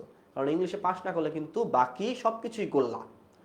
ওকে ভাইয়া, কোশ্চেন কি রিপিট হয়? ইয়াস, কোশ্চেন রিপিট হয়, কিছু না কিছু 20 to 30% কোশ্চেন, অনেক সময় 50% কোশ্চেন রিপিট চলে আসে। কিছু কিছু ধরো তোমার টুইক করে দেয় কোশ্চেনগুলো। সো ইয়েস, পুরানো কোশ্চেন রিপিট হয়। ওকে, স্বয়ংক্রিয়ভাবে তোমার লগ ইন হবে। ওকে, এইচএসসি 25 সিলেবাসের উপরই দেওয়া হচ্ছে। আচ্ছা, সো মোটামুটি অল কোশ্চেন্স ডান। আমরা সো ফাইনালটা রিভিউ করি, দেন হচ্ছে ক্লাস শেষ। হ্যাঁ, জাস্ট 5 মিনিট লাগবে, সব কিছু একটা গো থ্রু করি। আমরা অ্যাট ফার্স্ট আমরা কি শিখছি একটু মনে করি। ক্লাস শুরুতে মাহিন্দ অনেক কিছু নিয়ে কথা বলতেছিল। কি নিয়ে কথা বলতেছিল? কিভাবে যোগ করতে হয়, বিয়োগ করতে হয়, গুণ করতে হয়, ভাগ করতে হয়, পার্সেন্টেজ ক্যালকুলেট করতে হয়। এইটা থ্রু আউট অ্যাডমিশন জার্নি তোমার অনেক বেশি লাগবে। তুমি কি করবা? বাসায় খাতায় ইচ্ছা মতো যোগ বিয়োগ গুণ ভাগ করবা। যেহেতু এক্সাম হলে বসার আগ পর্যন্ত তোমার কাছে ক্যালকুলেটর আছে, তুমি সব যোগ বিয়োগ করো, গুণ ভাগ করো, করে ক্যালকুলেটর চেক করে নাও। যখন নিজের এক্সপার্টিস চলে আসবে, প্রো লেভেল হয়ে যাবা, তখন কিন্তু তুমি যে ক্যালকুলেটর ছাড়া বোর্ডে কনফিডেন্টলি অ্যান্সার দিয়ে আসতে পারবা। সো এই প্র্যাকটিসটা বিল্ড করো, যেখানে তুমি নিজের উপরে এতটা কনফিডেন্স আনতে পারতেছো ক্যালকুলেটর আমার লাগবে না, আমি 200 যোগ 820 যোগ করতে পারি, কোনো সমস্যা নাই, কারেক্ট হবে। একটা পার্ট ডান। সেকেন্ড পার্টে আমরা হিসাব বিজ্ঞানের যাত্রা পড়তেছিলাম। হিসাব বিজ্ঞানকে কি বলি? একটা তথ্য ব্যবস্থা বলি। কোন তথ্য ব্যবস্থা? যেখানে লেনদেন শনাক্ত করে, লিপিবদ্ধকরণ করে যথাযথ পক্ষের নিকট তথ্য সরবরাহ করা হয়। তাহলে তথ্য সরবরাহ করাটাই হচ্ছে হিসাব বিজ্ঞানের প্রধান কাজ। আর প্রথম যে দুটা কাজ, লিপিবদ্ধকরণ আর শনাক্তকরণ, এটা হচ্ছে প্রাথমিক কাজ। এই দুটো আমরা অনেকক্ষণ ধরে শিখছি। এরপরে শিখছি তথ্য যে সরবরাহ করব কাদের কাছে, কোন ব্যবহারকারী, ব্যবহারকারীটাকে কিভাবে আইডেন্টিফাই করব, অভ্যন্তরীণ এবং বাহ্যিক। অভ্যন্তরীণ চেনার ওয়ে কি? দুইটা রুলস আছে, একটা হচ্ছে বেতনভুক্ত হতে হবে, আর একটা হচ্ছে তাকে অবশ্যই কি করতে হবে, সিদ্ধান্ত গ্রহণের ক্ষমতা থাকতে হবে। দুইটা রুলস ফিল আপ হয়েছে, তাহলেই কিন্তু এটাকে আমরা অভ্যন্তরীণ ব্যবহারকারী বলবো। একটাও ফিল আপ হয় নাই অথবা একটা ফিল আপ হয় নাই, তাহলেই সে হবে বহিস্থ ব্যবহারকারী। এরপর আমরা অনেকটা সময় ধরে কি শিখছি? লুকা প্যাসিওলি কত সালে, কোন শহরে, কোন দেশে বইটা আবিষ্কার করছে, কোন পদ্ধতি আবিষ্কার করছে। এরপরে যে ক্লাসের মাঝখানে আমরা শিখছি নতুন একটা কমিটি, আইএএসসি নামে একটা প্রতিষ্ঠান, একটা আইএএস নামে নীতিমালা নিয়ে আসছে 1973 সালে। পরবর্তীতে 2001 সালে যে তারা চিন্তা করছে আমরা নতুন একটা প্রতিষ্ঠান আনবো। কোন নতুন প্রতিষ্ঠান? আইএএস বি নামে একটা প্রতিষ্ঠান আনবো। কোন নীতিমালা আনবো? আইএফআরএস নামে একটা নীতিমালা আনবো। এই আইএফআরএস নীতিমালাটাই হচ্ছে সর্বজন গ্রাহ্য, সবার প্রথম, সবার রাজা। এই রাজা সাহেবই আমার সর্বপ্রথম অ্যান্সারের কাউন্টে চলে আসবে। যদি কোনো কোশ্চেনে আইএফআরএস না পাই, তাহলে কিন্তু আমার অ্যান্সার গ্যাপের দিকে চিন্তা করতে পারি, না হলে আমি গ্যাপের চিন্তা করব না। ওকে, এত কিছু তো ভাইয়া মুখে বলে ফেললেন, আপনি একটু দাগায় দেখান তো ভাইয়া এত কিছু আসলেই পড়াইছেন কিনা। চলেন আমরা একটু দাগাদাগি করি। আমাদের প্রাথমিক উদ্দেশ্য কি পড়ছি? শনাক্তকরণ আর লিপিবদ্ধকরণ। প্রধান উদ্দেশ্য কি পড়ছি? তথ্যকে সরবরাহকরণ। ওকে, হিসাব রক্ষণ আর হিসাব বিজ্ঞানের পার্থক্য কিভাবে পড়ছি? হিসাব রক্ষণ মানে হচ্ছে লিপিবদ্ধকরণের আরেকটা নাম। আধুনিক হিসাব বিজ্ঞানের জনক কে? Luka Pacioli. সে কোন কি ভিত্তি নিয়ে আসছে? দুই তরফা দাখিলা পদ্ধতি নামে নতুন একটা পদ্ধতি সে নিয়ে আসছে, যেটাকে অ্যাকাউন্টিং এর মূল ভিত্তি বলা হয়। আচ্ছা, পরবর্তী আসি, মূল উপাদান কি?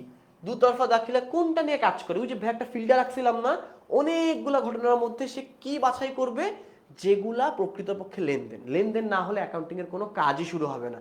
তাহলে ইনপুট মানে কি? ইনপুট মানেই হচ্ছে লেনদেন। আউটপুট মানে কি? আউটপুট মানে যে তথ্যটা সরবরাহ করতেছি। কোন তথ্য সরবরাহ করতেছি? আর্থিক বিবরণী নামক একটা তথ্য আমরা সরবরাহ করি। ওই যে 4টা আর্থিক বিবরণী নাম পড়ছি, এটাই আমরা সবার মাঝে সরবরাহ করে থাকবো। ওকে, দুতরফা দাখিলা পদ্ধতি একটা কি ধরনের পদ্ধতি? একটা লিপিবদ্ধকরণ পদ্ধতি। সো এটা একটা মাস্ট ইম্পর্টেন্ট প্রশ্ন। নিরীক্ষকগণ, আমরা অডিটর বা নিরীক্ষকগণকে কোন ব্যবহারকারী হিসেবে শিখছি? বহিস্থ ব্যবহারকারী হিসেবে শিখছি। আরেকটা কি শিখছি?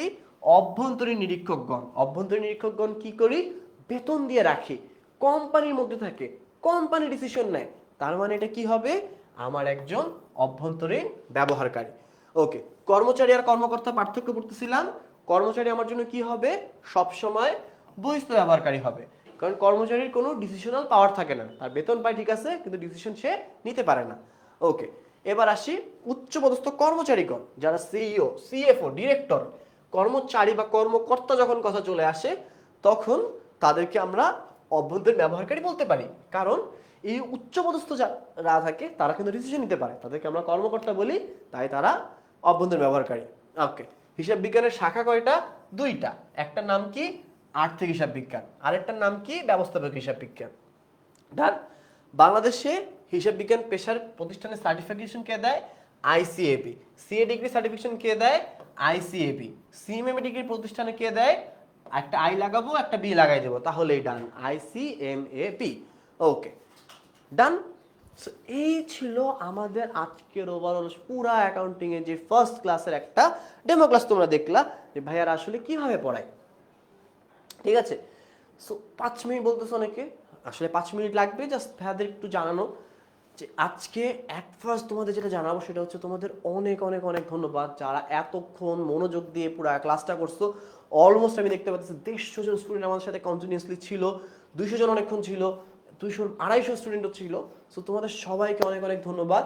আশা করি তোমাদের ক্লাসটা খুবই ভালো লাগছে, এবং যদি ক্লাসটা ভালো লাগে তাহলে তোমরা জানো কি করতে হবে, কারণ আজকের ফ্রি ক্লাসটা কিন্তু আর রিপিট হচ্ছে না, বাকি সব ক্লাস কিন্তু আমাদের পেইড গ্রুপে যাবে। তো যদি অ্যাডমিশন জার্নিতে 10 মিনিট স্কুলের সাথে থাকতে চাও তাহলে কি করতে হবে? কোর্সটা কিনতে হবে। কোর্সটা কেনার সময় তোমার জন্য কি লাস্ট একটা সুযোগ থাকতেছে, 15 তারিখ পর্যন্ত আমাদের একটা ডিসকাউন্ট চলতেছে। কোন কোডের উপরে? আমাদের কোডটা হচ্ছে ADM2025।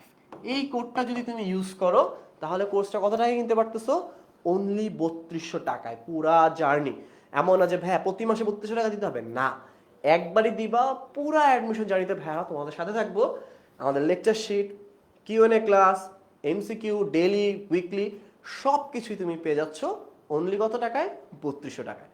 সো যদি ভালো লেগে থাকে সামনে আরো আরো অনেক ক্লাসে দেখা হবে। আজকের মতো কিন্তু বিদায় নিতে হচ্ছে। সবাইকে অনেক অনেক ধন্যবাদ। আল্লাহ হাফেজ। দেখা হয়তো হবে জীবনের কোনো একটা সময় তোমাদের সাথে, ইনশাল্লাহ।